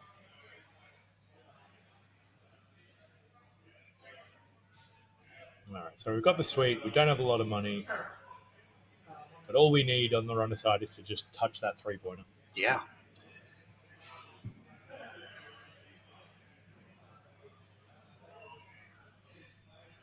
Whereas Jaden, with all of the never advancing trickery going on, has a wage workers and a cohort. Nothing face down for them at the moment. Yes. I believe we saw the other remote was a second wage workers. So the wage workers by itself is enough to score out a 4-2 from the board if that's what's in that second remote server. Mm-hmm. What are we thinking for the upgrade out of a deck like this? Looking at the influence, I don't think there's much space for anything other than Managarm. Yep. Which still a good card. Could potentially be something like a Tranquility Home Grid bluffing as a Managarm. Yeah, which would be an interesting play. I think we've seen, I don't know if we saw the pinhole from Kari that he's been sitting on for a while, so that could be an out. Yep. And more twinning Space counters. Ice letting Kari walk right into HQ. Mm-hmm. Getting to the point, might be feeling safe, might be feeling cocky. Well, I mean, if it's not a 3-pointer, what are you worried about? That said, it's not like Jaden has tons of money right now. No, also a fair point. Powers that be. Powers that be, yep. Good card. Not really what you want to see here as the runner, though. No. In a more stable economic situation, definitely a must trash. Yep. And nano management. Nano management. All right. That one's frightening. Yep. Again, I think the amount of the drafter. Yeah. Not too exciting, but I think at least making the challenges you need to. Yes. Jaden's definitely a bit credit short of being able to do all the things he wants to do, but we do have a couple of face downs we haven't seen and the cohort going. Well, yes.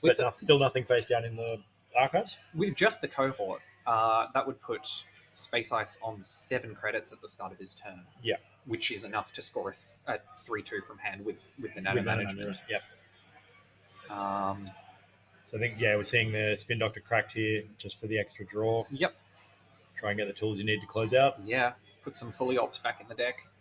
Really good, turns out, when it's 1 credit for 7, 8 credits. Yep. And all cards.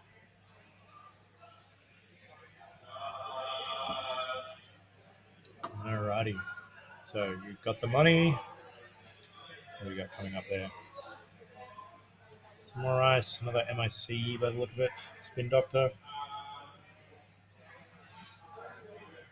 Alright, prototype by the looks of it. Okay. It's a lot of card we saw right at the start. We're doing the thing. There's an agenda into hand there. I'm just reading the prototype. Mm-hmm.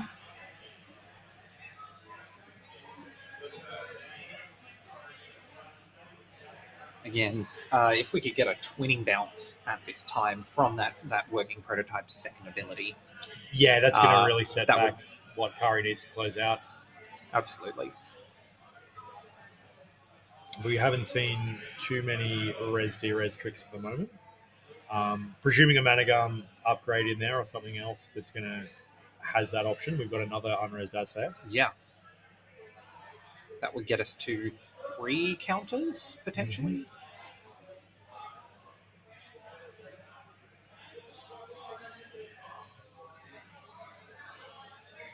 Mm-hmm. All right. More coffee dollars, more poetry. Take some money. All right. And with the nano management and the Project Ingatan in hand, Kari essentially needs to either get into HQ and steal that Ingatan, win the game, or potentially something like land a transfer of wealth and deal with some of the economic assets on the board. Yeah. In order to stay in the game here. Yeah, and even the extra raise on playing HQ would make that tricky. Yeah, good point. And yeah, so we've got the Ingatan with the counter. Yeah, we're looking tricky position for the runner here. But at the end of the day, just access some things, do some stuff. Yep. Had we seen that asset before that was just quickly I think we checked have. on? Okay, I think Kari's just surveying his options. Yep. But I think, yeah. Not sure there's quite enough money to get into. No, I think they're just talking R&D through the lines a little bit at the Sure. moment. Again, the beauty of Netrunner, like you very rarely get those spikes. When you got For access, sure. when you got open information, like what the hell do I do about this? Yeah.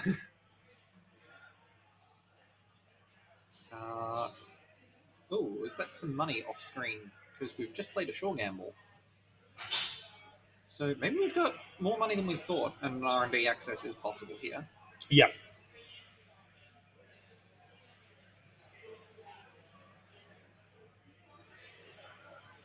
Though, no, actually, it looks like we've spent our last click.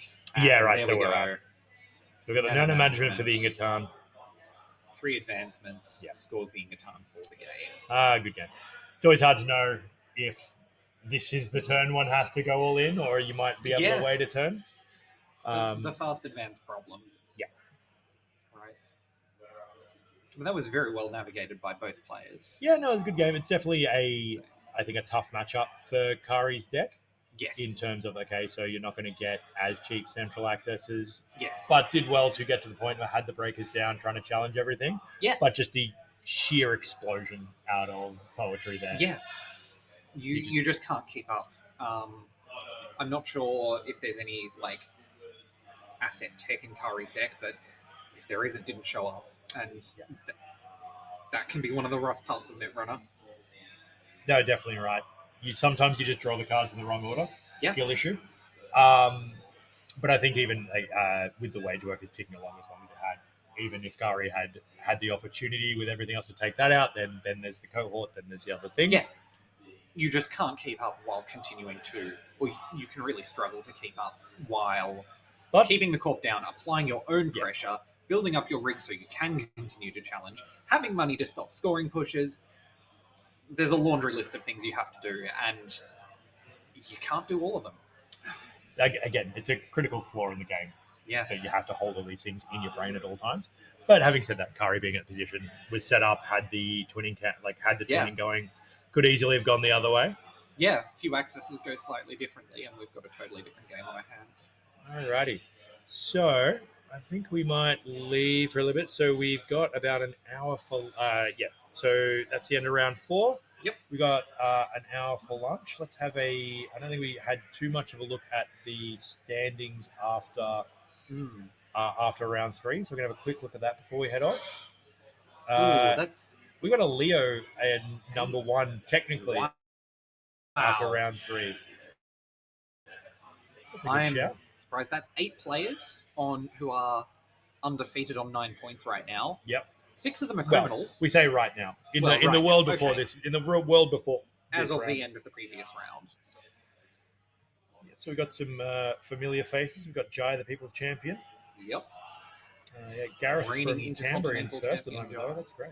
Reigning Intercontinental Champion. Miles. Oh, we got my boy Leon up on 9. I mean, he got the bye first round. I don't want to take it away from him, but a win's a win. A win is a win.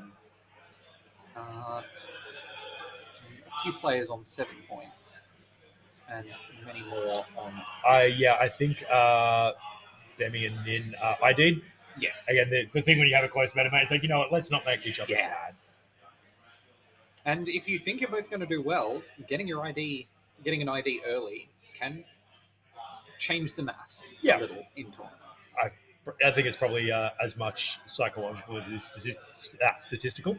Yeah, true. Alrighty. So Leo, couple of ops doing very well. So we've definitely seen. I think, like we were talking earlier, it's definitely a lot more Wayland diehards. Yes.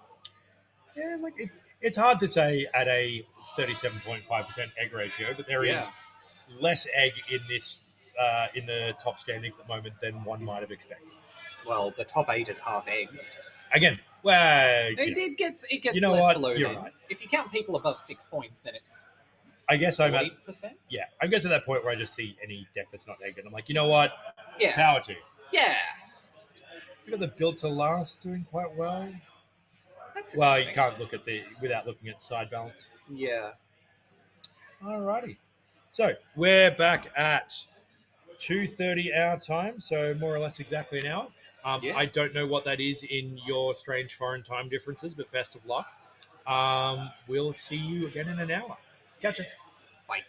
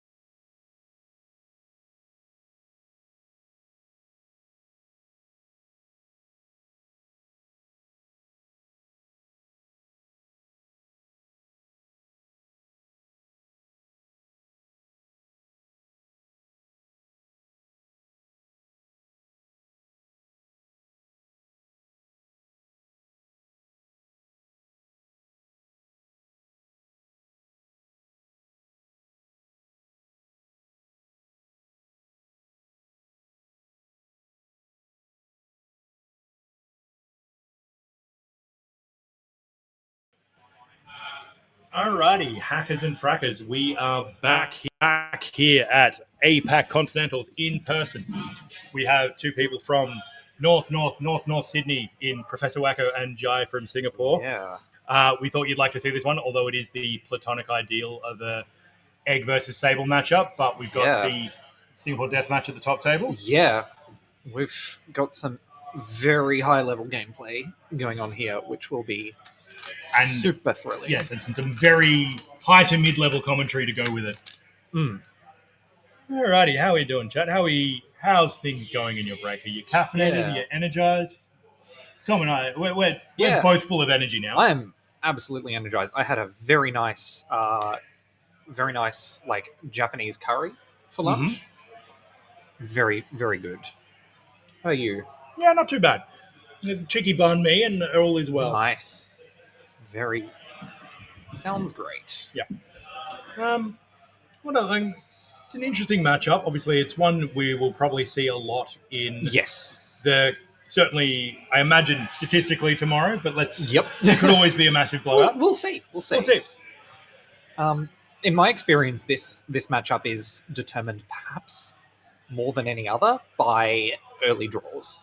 If Orko gets off to a good start with something like a cohort rolling early, and Sable isn't able to challenge that, that can be the game decided right there. If Sable can land, say, a transfer or two early and keep Orko down for the first 3 turns, that can go a long way towards deciding the game as well. Yeah, and definitely both decks in an interesting position with the ban list pre-Continentals and then looking forward to Worlds. Yes. Sable only really copped the info bounty ban, obviously had to pivot to twinning without deep dive. Orko not really struggling too much from it, still got a big diversity of decks. Yes. So we haven't quite just about to kick off round 1, we're just doing the mulligans. If anything, I think Orko's biggest sort of loss from the recent thing is that everyone knows that Orko is the deck to beat. So runners are packing, multiple often an airblades, multiple stone ships, just anything to avoid dying. So we've seen from what we peaked, I don't know if I've seen a mulligan, I've seen a moon pool, I've seen a transfer on the other side. So what would be some of the tech that Sable would have in this matchup? Obviously a lot of we've cleaned away earlier. Yeah. I think the key cards for Sable here are Airblades. Airblades does so much work against Orko. Blocking their triggers on something like an enemy res early. So we've got a hedge fund and ice in front of a new remote. Yeah. Leaving Jai choosing to leave himself exposed to that transfer that is... And it's, looking as well. Down. Yeah. Even better, and there we go. Okay. So we've got the homing into the transfer. It's going to be a fun one when it goes back. Yep. Hurts a lot less after the hedge fund start, but still not what you want to see as the goal. So what like this here is in a spinny D. So trash, not a bad one to see to get not seen knocked out.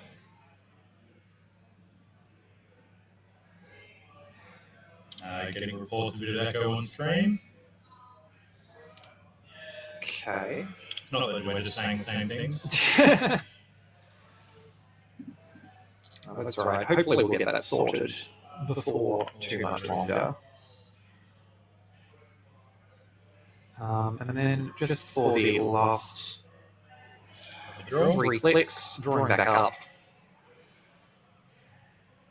And I think the question here is, do we see a challenge on the remote or a pinhole here? Challenging on the remote is risky because you could just run into a Saitan and die. Pinhole is probably the ideal card to have here, but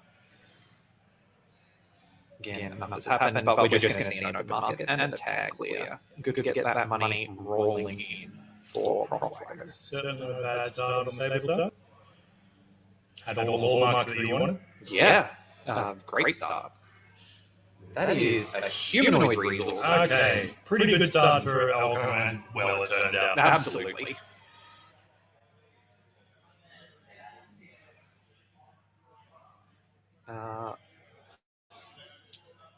Getting those, it turns out Rashida Jaheim was a pretty good card back when it was legal, and Similar effect, bit more tough conditions with the installs and operation required afterwards, but not looking like much of a problem in this case. Yep, so we've got a Hansei. Yep, getting that AUCO ID charged up. Very, very quickly shrugging off the Egon denial of the transfer here. Absolutely. Still got R&D open, so Sable looking like might have some decent access as it goes. And now we've got the foot. Yeah. Well, this is the card you definitely have to go and deal with. Mm-hmm. But again, hard to do when you don't have breakers down and only 4 liquid credits in your credit pool. Okay, so we've got the draw. Drawing, likely looking for those breakers or other ways to get into the remote. Yeah, without a scoring threat at the moment, doesn't have. You can cook a turn or two while you build up. We've got an Airblades in hand there, Sure. but it is something that will need to be answered pretty soon. Yes. Revolver Revolver coming down will get you through sentries. Probably the type you're most scared of in AUCO. Particularly with Size and Tarn or something that's going to. And you're in Crim, you don't have the same level of redundancy that other decks do, or recursion. Absolutely. Nothing's worse in Crim, doing the mulligan or something and drawing into all of your breakers at once and having to play very slowly. Yeah. Clean Getaway in hand is going to help with keeping up the accesses. Pretty good, especially if we get an R&D or Archives mark. Well, yeah, we've got HQ at the moment. Yeah. Which, not ideal. But, what's a 1 in 3 shot? Yeah.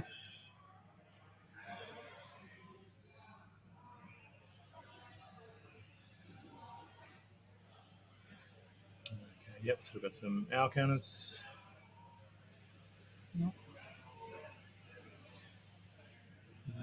Enjoy thinking here. Yeah. I think as the corp here, my main priority is probably to establish a second remote. While the FUT is a very strong threat to have on the board, at the moment you're not really doing anything. You don't have something like a cohort. Exactly. You don't have something like a cohort or a server for a humanoid, or that could be an agenda. Definitely, but between the owl counters and the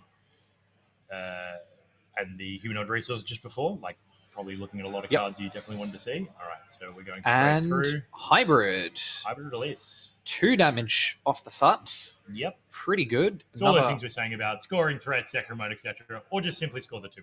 Also fine. That's not at all bad here. Knock 2 cards out of the criminal's hand. Mm-hmm. They are Chesvas. Ooh, that's not what you wanted to see. That is a big deal. That's long term going to hurt Sable's ability to make those efficient centrals runs. Definitely. But we got the Hermes, so which has opened up the fight for a quick retaliation. Yep. Oh no, hang on. Hybrid release triggers first. Yes. Okay. So that the card installed from Archives was a legal choice with the Hermes. Yep.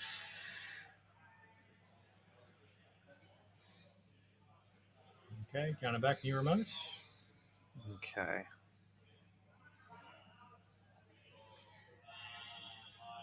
Yeah, it's certainly not a massive problem right now. Yep. With the lack of Chesers, but that, as you say, that's going to hurt long term. Going to really wish to have seen those. Absolutely. Clean Getaway clears the FUT nicely. Yes, we forgot. Needed to roll for mark. Yep. Get to know everything for our last game. Even at the highest levels of play, sometimes you have to deal with these things. Yep. Absolutely. And Archives mark. Normally something you're pretty happy to see against Orko, less so when there's no cards in Archives. But nothing face downs in Archives. Not happening. And you had the clean getaway for the FUT anyway, so don't even need that cheap access. So Sable just drawing up by the looks of things. It's happy to just have cleared the FUT off of the board.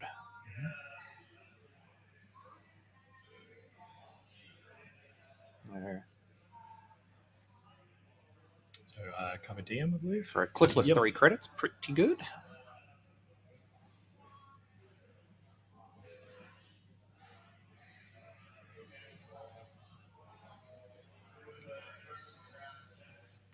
And Airblades. Airblades, as we called out, a pretty key tech card in the matchup, preventing 3 net damage during runs, also preventing on encounter abilities, probably the less relevant part of the text in this matchup.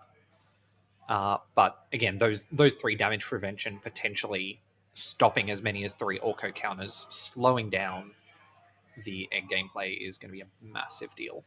Definitely. To say nothing of the incidental chip damage, will just leave you dead. Well, absolutely.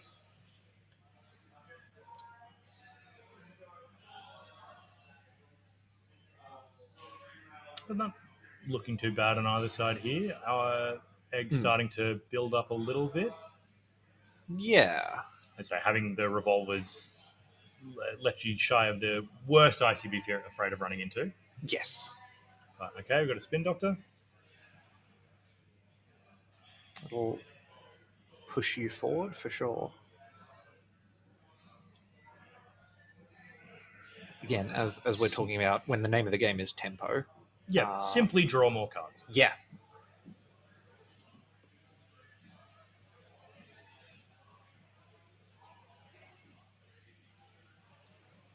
All right, let's see it. Yeah, the problem is you draw more cards, you've got to make more decisions, and decisions are bad. As we've discussed. Though maybe that is less true than normal if you are Jai, reigning intercontinental champion. Turns out, making good decisions is key to good Netrunner. Yeah.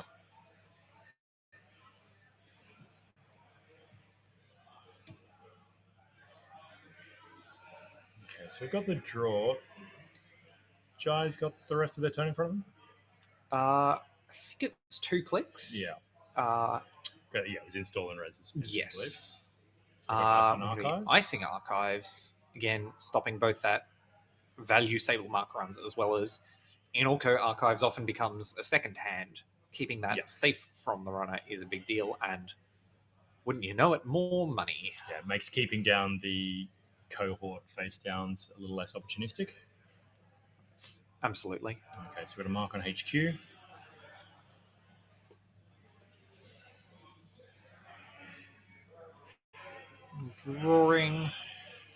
Drawing again, it's really hard to interact with egg when you have only got 2 cards in hand, even with the Airblades. I mean, you can, you just can't walk away from it. Yeah, well, point taken.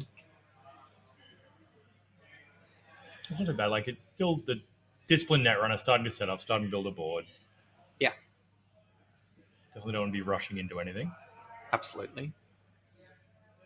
But it's another clean getaway in hand.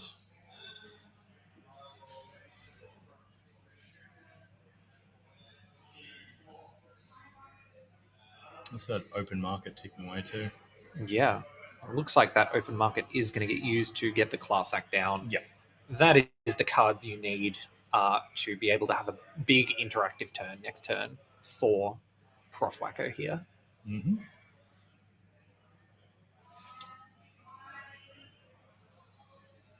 Okay, and yet decisions to be made.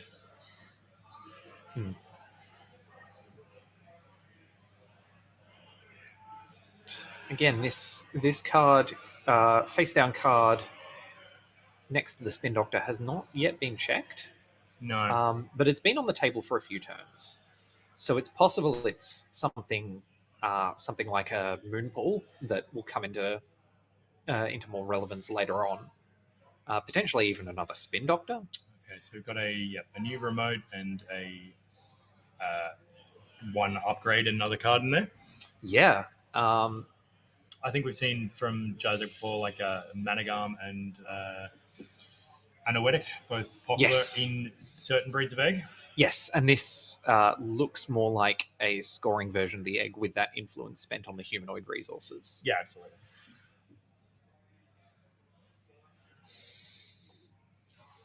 I can get away on R&D. Yep. Force the corp to be honest. Threaten to get accesses unless they ice centrals. Petty cash there on top of the deck. Orko will be happy to see that next turn.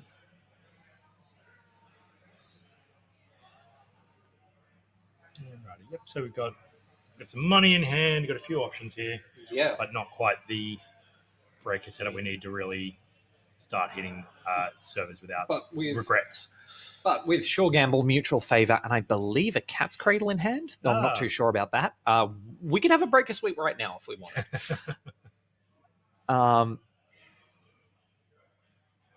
And Sure Gamble played.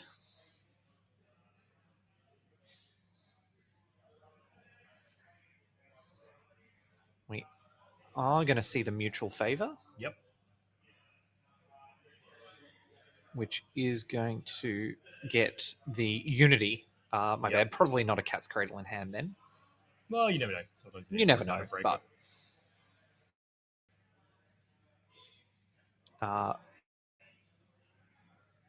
may have not seen that. But with just a killer and a decoder down, you're generally pretty happy to face check into whatever Orko can do with the Airblades, especially. The worst, the ice you're expecting to see here are Tatu Bowler, Samuxamun, and Botto. Mm-hmm. Botto is probably the worst of those for you, but you can simply spend 2 Airblades counters, You're not walk a threat away for safely. It being too bad at the moment. Yeah. Note about left channel audio. I believe we were getting echoes, so this is the temporary fix, such as it is. Yeah. And looks like Jai advancing the card. That was, in fact, a Moonpool in first server. Mm-hmm. Tough to leave uncontested, but definitely the amount of setup Prof Wacko had to do. You can't often afford to spend 3 credits. Spinning back a Fuji and another Agenda for 2 advancements on this card.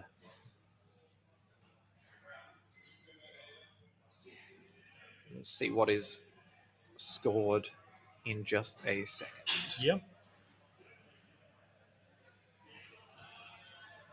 It's another Fuji. Ooh. So bringing Jai to 4 points here. This is a big deal. Now any uncontested remote could end up being a Regenesis for Fuji, which is the game right there. With other assets on the board, even a Fuji could be never advanced.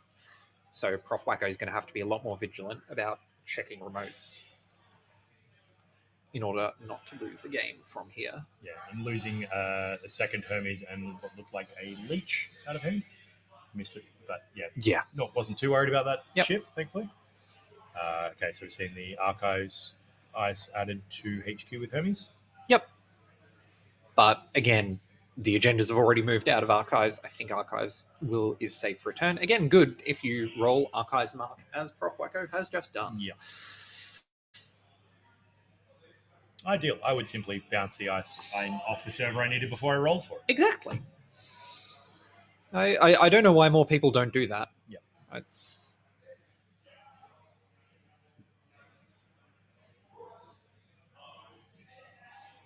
Again, drawing with Class Act, looking for the cards you need to be able to effectively interact.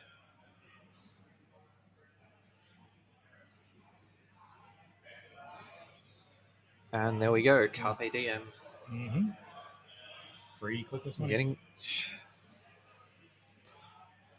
Turns out, we've been worried about cards giving you more decisions.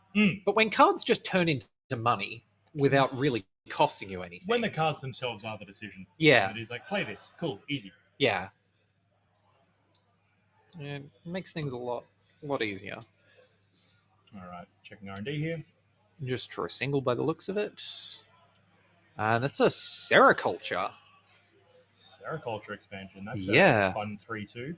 Yeah. In this scenario. And we're bouncing the asset in the server. Yep. Setting Jai back on whatever the game plan was. Checking R&D again. That is a FUT by the looks of it. Yeah. Going to stay there. 3 credits to trash that off of R&D. So many. It's very tempting, but it's not installed. It's the click you needed to set it up. May as well make them work for it. Exactly.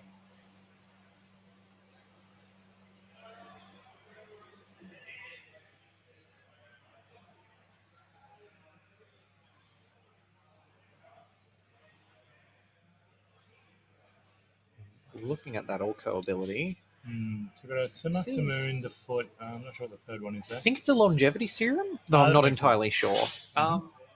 Tough choice as to what you decide to trash here. The longevity serum is potentially a big part of your plan to score to 7. If you can get that Yep. scored out, you then are threatening to win off a hybrid release, which you can score from hand pretty much no questions asked. The Samuxamon is currently the ice of the breaker type the runner does not have, Yep. making it also pretty good. And the last card, Fut, I mean, one of the strongest cards in the Yep. Ayuko deck. So tough decisions to be made here.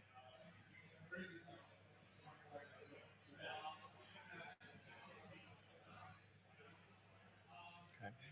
I'm not quite sure what Jai decided to trash there, but No. But we shall see. Still more cards, more decisions. Yep. Ain't that the way? Just at the halfway point through the round.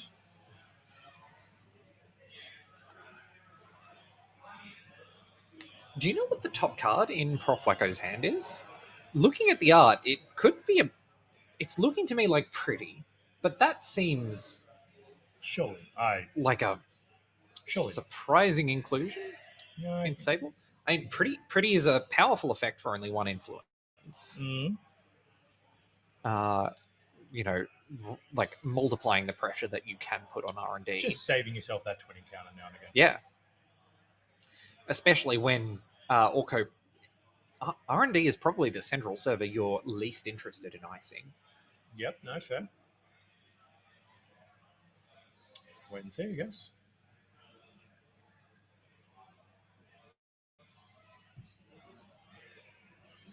All right, so we've got card going back in that server, Makes sense. and there's the ice and iron. Yeah. Again, telling the runner, no, you can't just have singles forever. Yeah.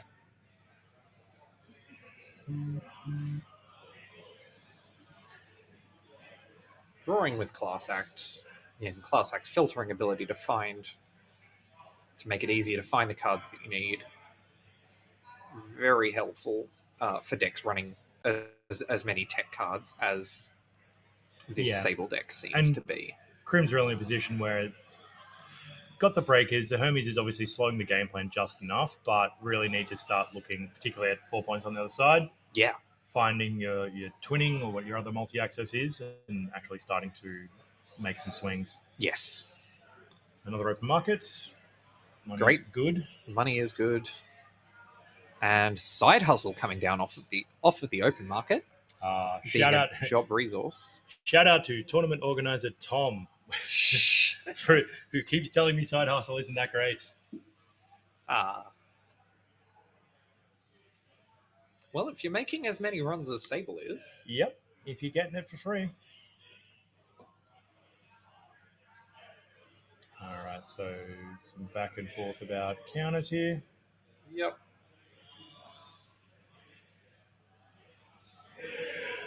All right, we're taking the Archives run. Yep. I mean, at this point, Side Hustle are giving you the money for it. Yeah. Makes a lot of sense to be making that run.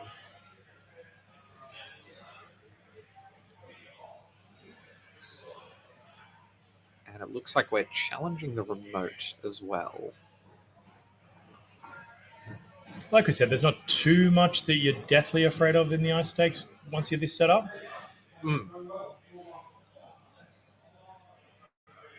Yeah, again, between the decoder, the killer, and the air blades.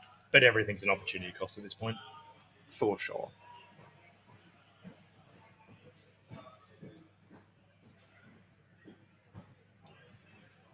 Jai seeming to think about the res here. We're thinking about the run, possible. Yeah, thinking about the run. Maybe we are. I thought the point was a run, but maybe it was not. Probably personally disparaging a particular card. The classic. I would run there, but it's clearly going to be this.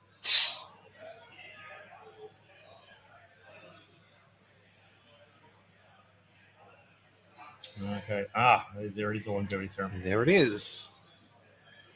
So as mentioned before, Jai's on 6 points, Yep. finding a hybrid release at the start of his turn.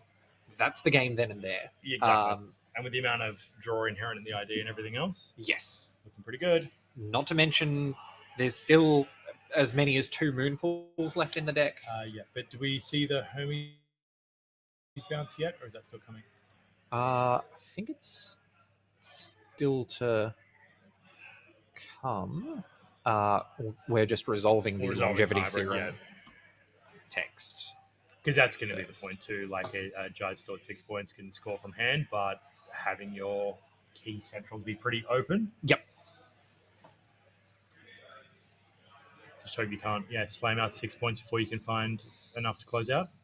Yes.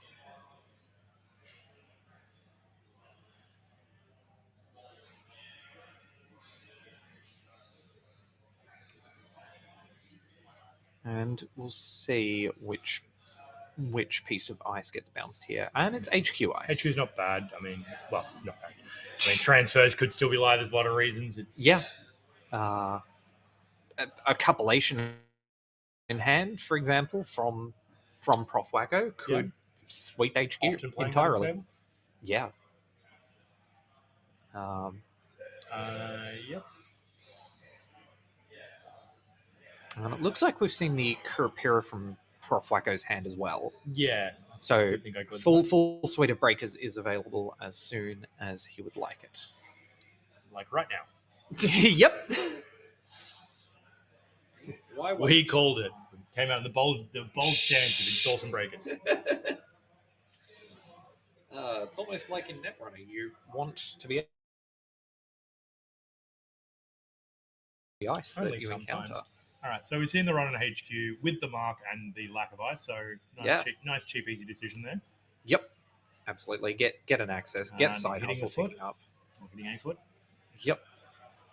Does that get trashed? It does not. Yeah, I think as we said, it's still the opportunity cost of having to install it, res it, wait out the few turns. Yes. And I think Prof Wacko is probably not too threatened by any single ice at this point. But it looks like we're going back HQ. So, Tatu? Yeah. I think that's reasonable while the accesses are cheap. Yep. And R&D. Size and Pan on R&D. Break that for 2 credits with a revolver. Yep. But only once more after this.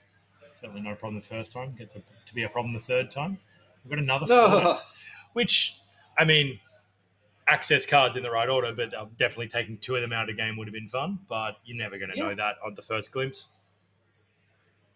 That too, you know that the corpse next draw isn't going to be that hybrid release that wins them. And if you hadn't, an excellent point.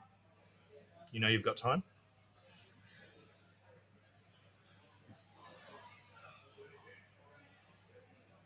And draw with Class Act last click. Okay.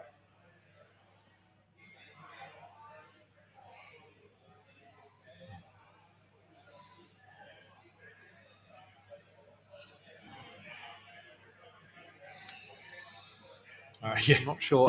Trying to randomize and just not hitting a number lower than 4. That is on the 4th roll, I believe. Yep.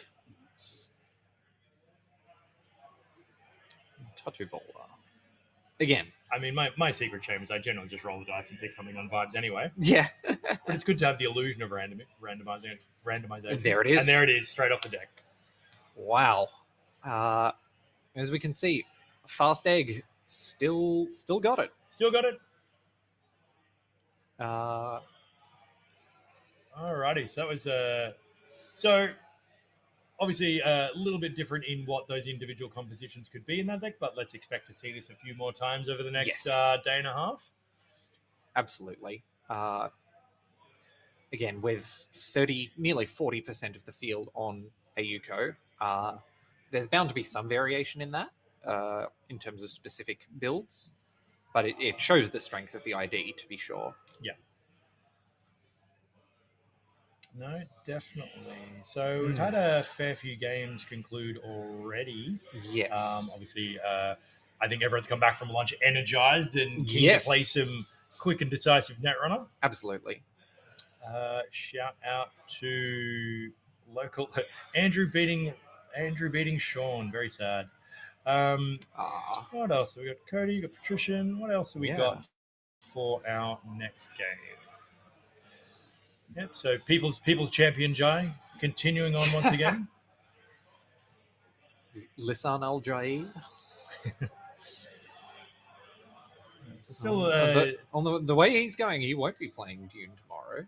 Oh yeah, that's just punishing. It's the sad truth of it. If Nothing's you're too good at Netrunner, nothing's worse than winning your way out of the fun day 2 activities. yeah, it's the truth. Yeah. Okay, so yeah, a few interesting things we could see next pairing. People and chat willing. Yeah. What else we got? All right. So we've got that one again.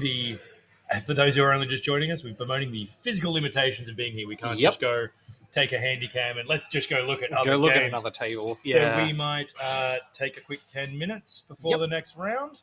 We'll work out who we're going to see next. Any particular favorites, do shout out. We'll see what we can accommodate. Yep. Otherwise, we'll catch you shortly. Bye. See ya.